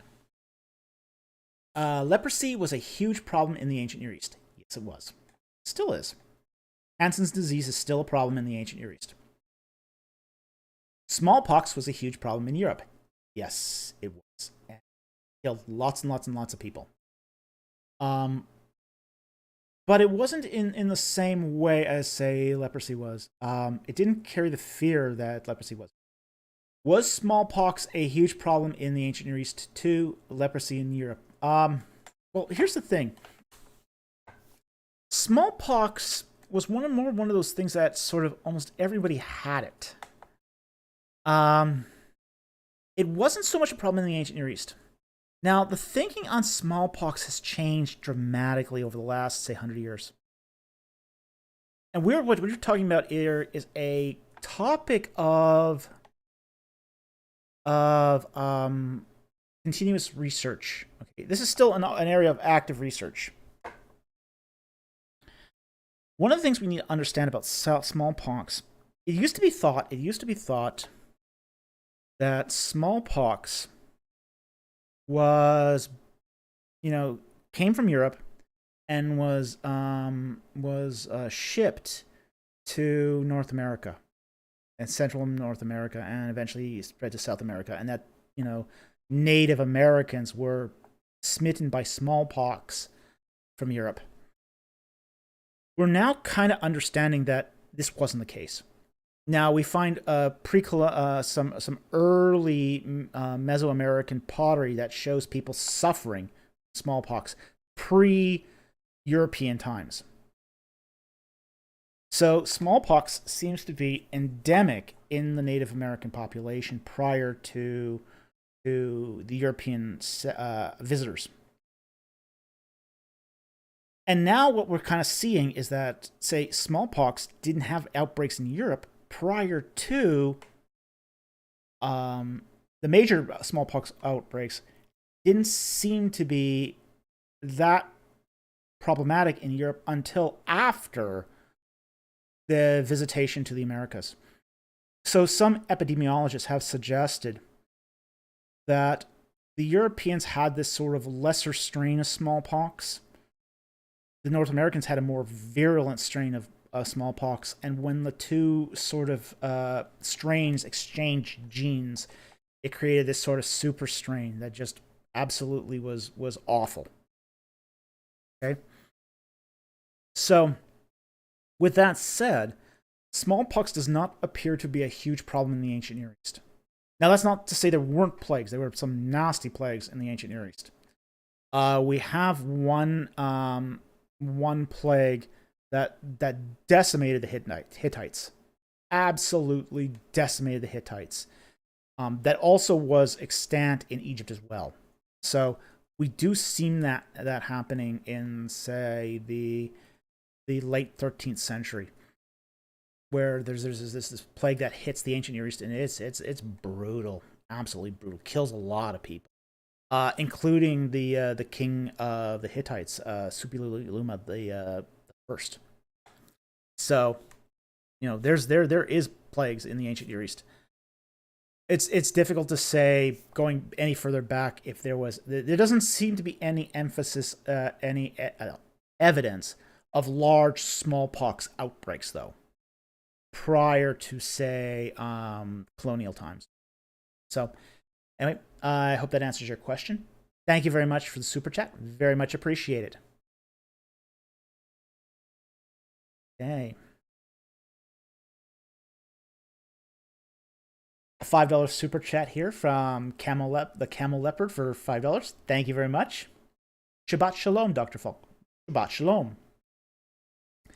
I'm a bit late, so you may have touched on this earlier, but who do you believe the pharaohs of Abraham and Yosef were? Okay. That is a really great question, and we're not going to be exactly sure. Honestly. The problem is, we probably have a better idea for Joseph than we do for Abraham. In the case of Abraham, he's living in the 13th dynasty. We know he's alive during the reign of Amenhotep I. The problem with the 13th dynasty is you've got a lot of short-lived kings. These are kings that lived, they reigned for 2 years, 1 year, 4 years, at most 10 years. They're really short-reign kings. And that's one of the problems with Dynasty 13 is we've got like 30 kings for Dynasty 13. So, given how many kings there are during that period of time, it's going to be incredibly difficult to track that down. Really, really difficult to track down the king that lived during the time of Abraham. Now, Joseph, we have some better idea. And that is because he arrives during Dynasty 15. And there aren't that many kings during Dynasty 15. We have about 7 to 9 kings for Dynasty 15. Some of the there are some intermediate kings in Dynasty 15 which we are not exactly sure of, especially towards the end of Dynasty 15. So we are a lot of those, say, final kings are sort of wrapped into the reign of King Kamudi, but we know there's at least 7 kings for Dynasty 15. Now, the earliest 3 kings, and any one of these 3 kings could have been contemporary with Joseph, but it could even be some of the later kings too, so we can't be sure. So you have like Sarah Dagon, Beninu, Apakharan. These are the 3 earliest kings of Dynasty 15. And that covers a 33-year period. Each of those 3 kings reigned for 11 years. So those are 3 possible kings that could have been contemporary with Joseph. And it could have even been one of the later kings too. So we can't actually be 100% sure of that either. So, Sikru Haddo could have been one of the kings as well. So, at least we are dealing with, say, with a small number of kings here, as opposed to, say, the 30-plus kings of Dynasty 13. So, we're not going to be exactly sure which king it was in either case. But the options are a lot smaller for Joseph than they were for Abraham. So, anyway, thank you very much for that super chat. Very much appreciate it.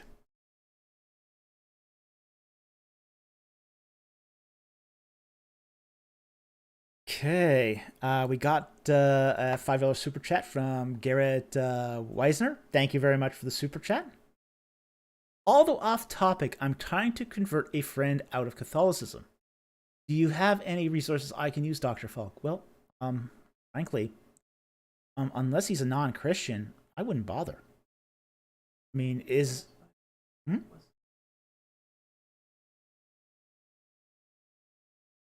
Okay, it's really going to depend.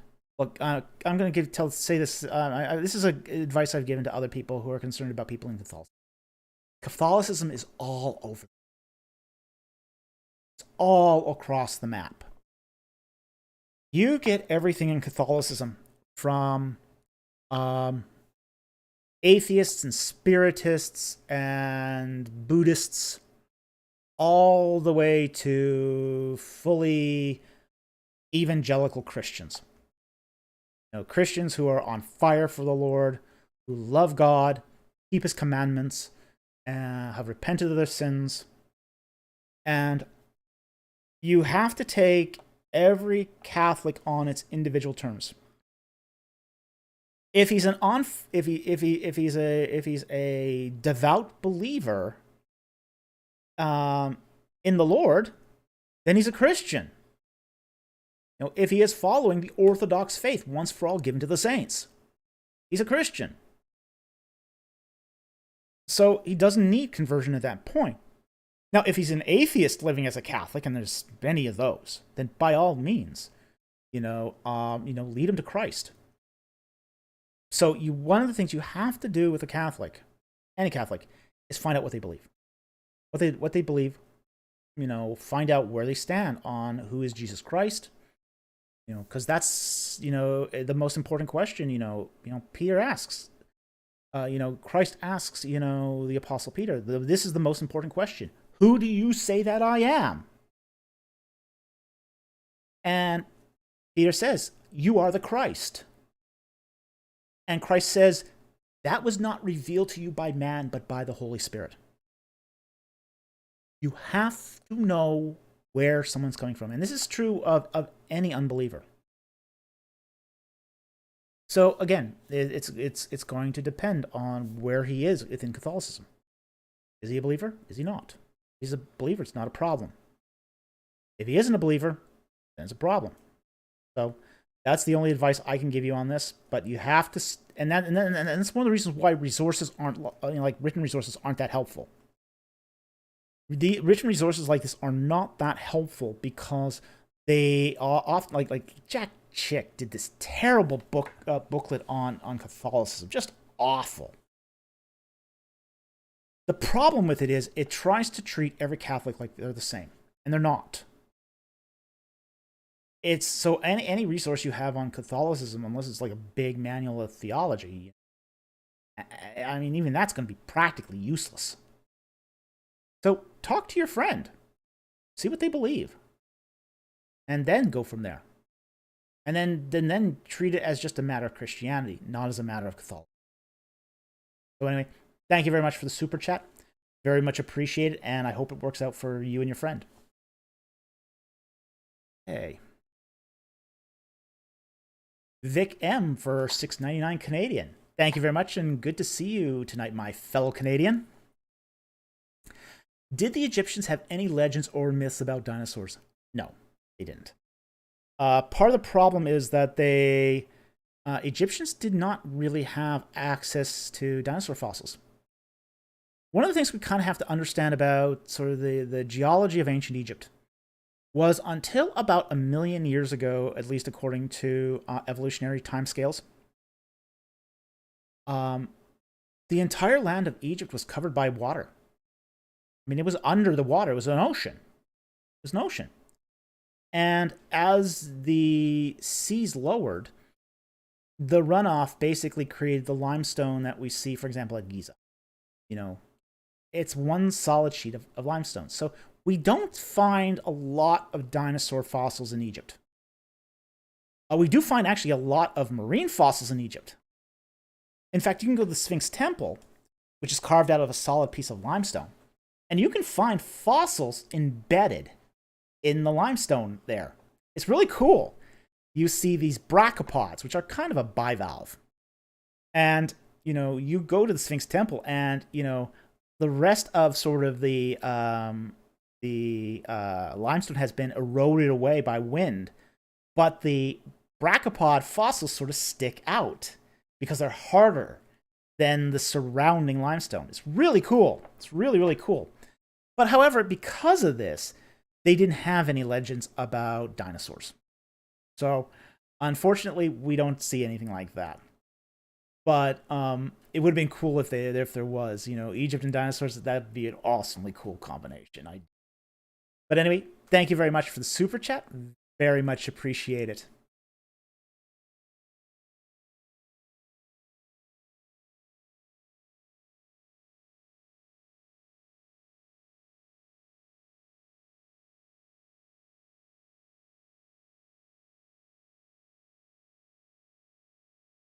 Okay, next one. Francis Dobbs for $5. Thank you very much for the super chat.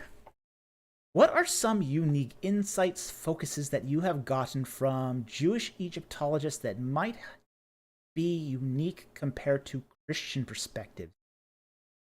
Ooh. Well, there aren't a lot of Jewish Egyptologists. You don't find a lot of Jews getting into Egyptology. And part of it is for one reason, it is very, very difficult to work in Egypt as a Jewish Egyptologist. Modern Egyptians are very anti-Semitic, despite the fact that Egypt and Israel have a peace treaty, and actually a very, very cooperative peace treaty. Your typical Egyptian citizen is very anti-Semitic, so it's can be very, very difficult to work in Egypt. Now, with that said, there have been some people that have done excellent work that I would consider Egyptological, that may not exactly be Jewish Egyptologists. I'll give you an example of this. Joshua Berman. He did an excellent book on the documentary hypothesis and this critical source theory, which he analyzes using Egyptological material, and mostly Egyptological material. Like he's an expert in, say, the Kadesh reliefs of Ramses II. And he uses the literary features from the Kadesh reliefs to do analysis of the documentary hypothesis. It's excellent work. It's really, really great work. So he does mostly Egyptology, and even though he's not per se a Egyptologist, but he is an Orthodox Jew who does a lot of this work. So he's sort of bringing his own perspectives on, say, the Jewish Exodus, on, say, the Israelite Exodus. He's bringing his perspective on, say, source theories as a result of his interaction with this. Apart from him, I don't actually know of too many Jewish Egyptologists. As I say, they just don't tend to enter the field. Difficulties. So anyway, thank you very much for the super chat. Very, very much appreciated, and it's a great question.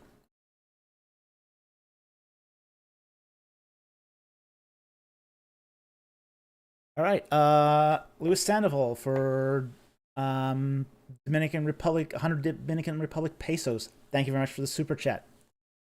Is there any right Christian denomination? That's a strange question. Wow. I don't think there's any wrong Christian denomination as long as they're Christian. I don't get into the denominational wars. I don't think it's productive. It's not productive. As long as they hold to the historic Christian faith, I don't see a problem with any Christian denomination, honestly. And I'll even go one step further here. I don't even see, even though I sort of rag a lot on, say, fundamentalism, I don't even see a problem with their denominations, honestly.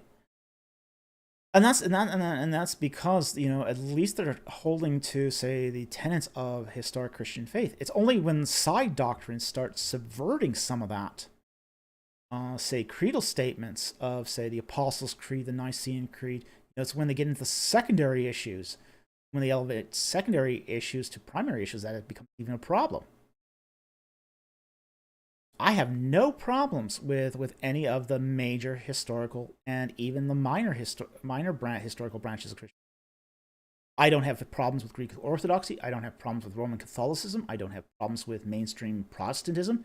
I don't have problems with the Anabaptist denominations, and I don't have problems with the independent churches or fundamentalist denominations. I really, really don't. As long as they are teaching. As long as they are teaching the historical Christian faith that was once for all given to the 5 apostolic sees, not an issue for me. Not an issue for me. So, I think it's kind of the wrong question.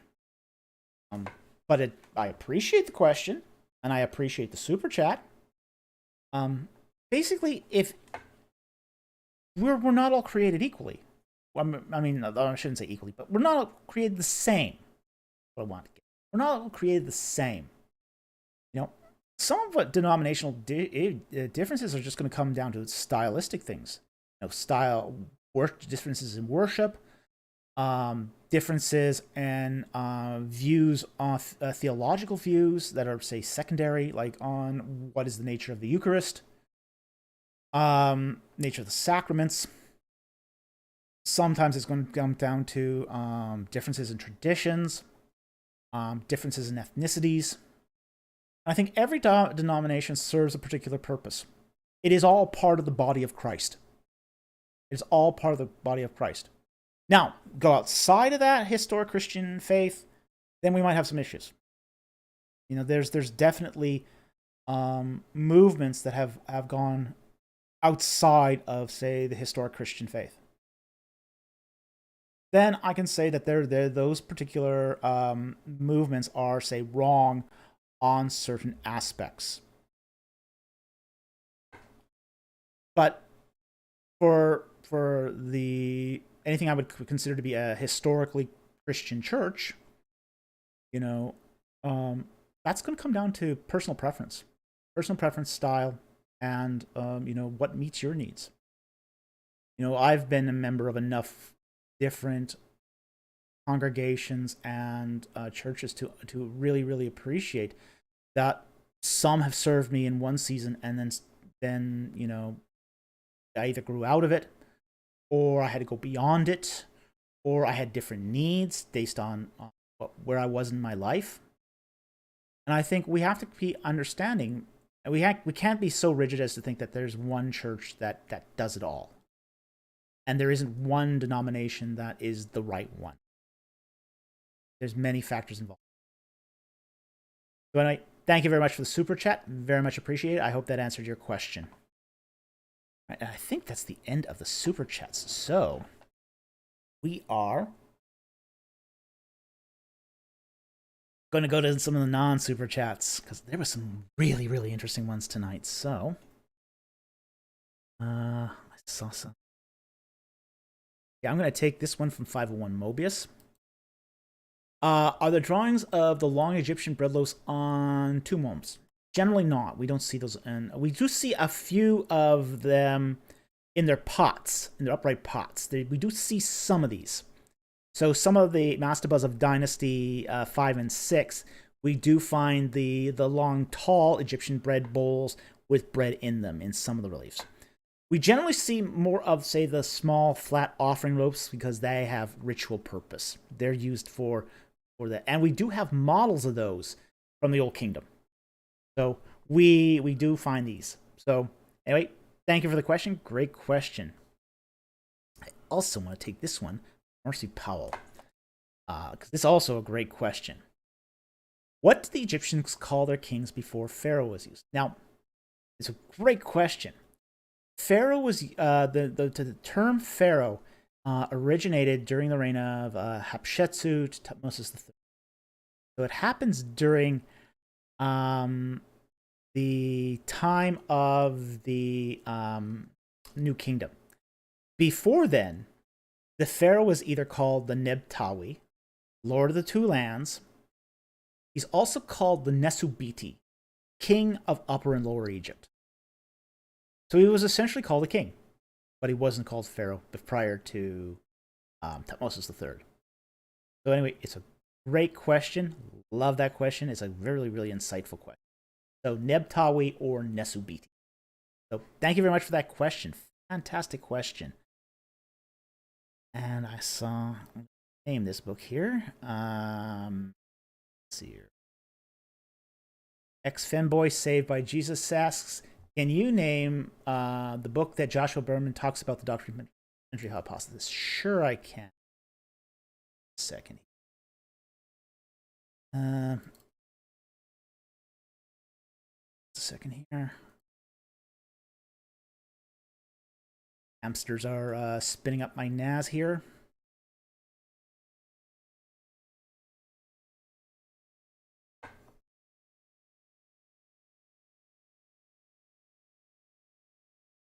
Okay, it is published. It was published in 2017, and it is called Inconsistency in the Torah by Joshua Berman. Okay, and it's done by Oxford University Press. So there it is, Inconsistency in the Torah. Great book. Okay. And I will take, it's already 10:22. Wow. Late. All right.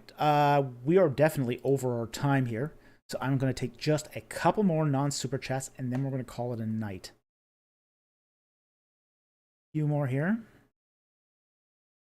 We're just going to call it.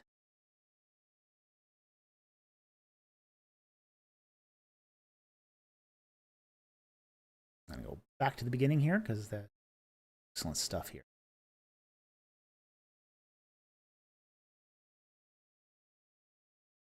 This one's a really interesting question, so I'm going to take this one. Tao Yi. He says, there are 2 cherubim on the ark, but 4 creatures around God's throne in Ezekiel 1 and Revelation 4. Why is that? Asked in a previous live stream, but not answered. Hope this is within the rules. Yeah. If your question is not answered in this live stream, you are free to repost it again in a following live stream. I only ask that you repost it once, though, per live stream. That's the only thing I ask. So if it's not answered, you're free to repost it. That's okay. I'm cool with that. Just don't post it more than once per live stream. So yes, it's within the rules. You're cool. You're cool. Okay. Now, why 4 instead of 2? Because it's the 4 corners of the earth.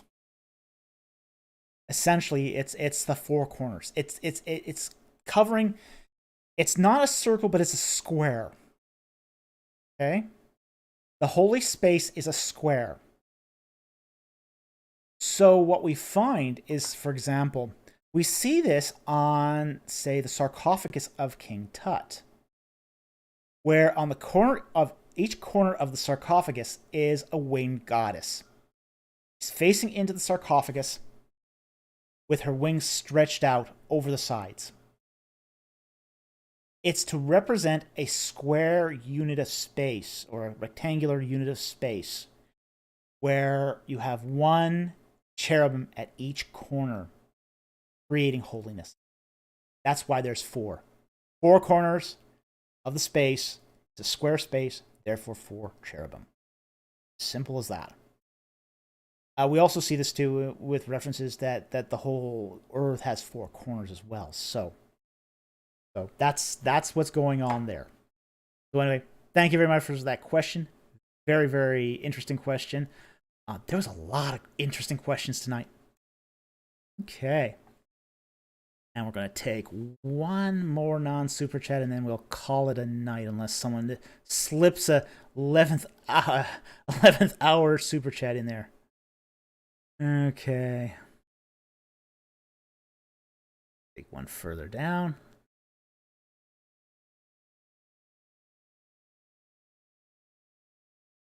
Something in.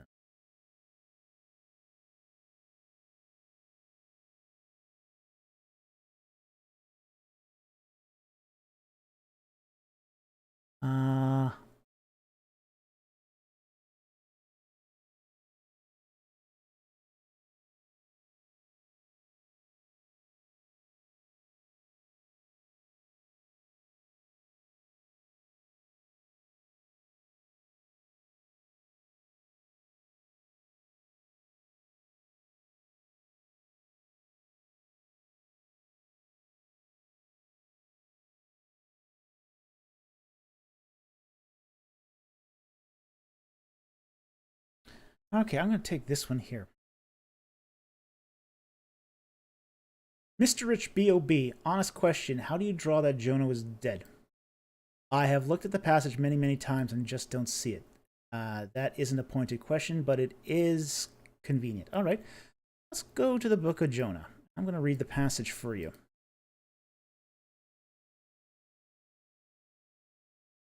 Jonah.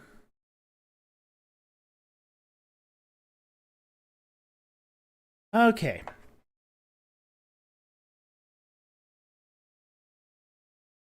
So we have to go here. Okay, now we see in verse 1, or chapter 1, verse 17, he says, and the Lord appointed a great fish to swallow Joseph, and Joseph was in the stomach of the fish 3 days and 3 nights. Now, where we get this is from Jonah 2.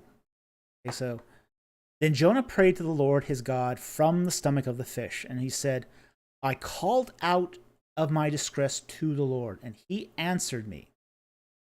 So as he's dying, he's calling out to the Lord. I cried for help from the depth of Sheol. It's the grave. He's in Sheol. Thou didst hear my voice. Okay, so he's calling out from the grave. He's done for. He prays his last prayer before his death. Dies. Now in the grave. For thou hast cast me into the deep, into the heart of the seas, and the current engulfed me. All thy breakers and billows passed over me. So I said, I have been expelled from thy sight. That's the separation of death. Separation of death. This is what happens when before Christ's covering atonement. People went to Sheol and they were separated from God. That separation happens because people were sinful. The sins were atoned for, so everyone went to Sheol, believer or non-believer. Waters encompass me. Now, it says in my translation, to the point of death, but is really the head of death, the beginning of death. The great deep engulfed me, reeds were wrapped around my head. I descended to the roots of the mountains. This is the location of Sheol, under the earth. The earth with its bars was around me. This is Jonah 2, verse 6. Forever. But thou hast brought up my life from the pit. O Lord my God. While I was fainted away, I remembered the Lord, and my prayer came to thee into thy holy temple. For who regard vain idols forsake, but those who regard vain idols forsake their faithfulness. But I will sacrifice to thee with a voice of thanksgiving. For that which I vowed I will pay. Salvation is from the Lord. And finally, in chapter 2. Then the Lord commanded the fish, and it vomited Jonah up onto the dry. So, that's how we get that Jonah was dead. He was in Sheol. No, he was not just in the belly of the fish. He was under the mountain, in the grave. He was done for. That's essentially what's happening here. So, I think that's why I think that Jonah was dead as a door knocker. And it makes sense, too. It makes sense from a purely physiological perspective that you cannot be swallowed up by a fish and live. But the Lord can bring life to the dead. That whole, we have a physiological event, a material event, that's then being coupled with a divine intervention. But it's not a divine intervention keeping someone alive. It's basically a divine intervention bringing someone back to life. And we do see this happening sometimes in Scripture. So anyway, thank you for the question. It's a great question, but that's where it comes from. It comes from Jonah chapter 2. And we got one more super chat, and with that, we're going to call it a night. The Camel Leopard gives us a final super chat for the night. Thank you very much for the super chat for $2. Very much appreciated. Abba bless you in Mashiach Yeshua. Thank you very much. The Father bless you also in the name of Yeshua Mashiach as well. And with that said, we're going to call this a night. I want to thank everyone for participating tonight. It was just a phenomenal set of questions. Wow, these were really fantastic. I want to thank all our super chatters who have really helped us in these lean months. We want to thank everyone. RG Strategy commented, "Good Dr. Falk. It was a good party. It was a good party. It was a fantastic party. Really, really enjoyed it tonight. And I want to thank all our Patreon supporters who don't get enough thanks. Our Patreon supporters don't get enough thanks. I've said it before. Our Patreon supporters don't get the bennies of, say, other channels. They do it because they believe in the work and are really, really supporting us. So I want to thank them also, because they don't get enough attention, and really, I think it's fantastic that they help us with so little in return. So with that said, I want to wish you all a great night.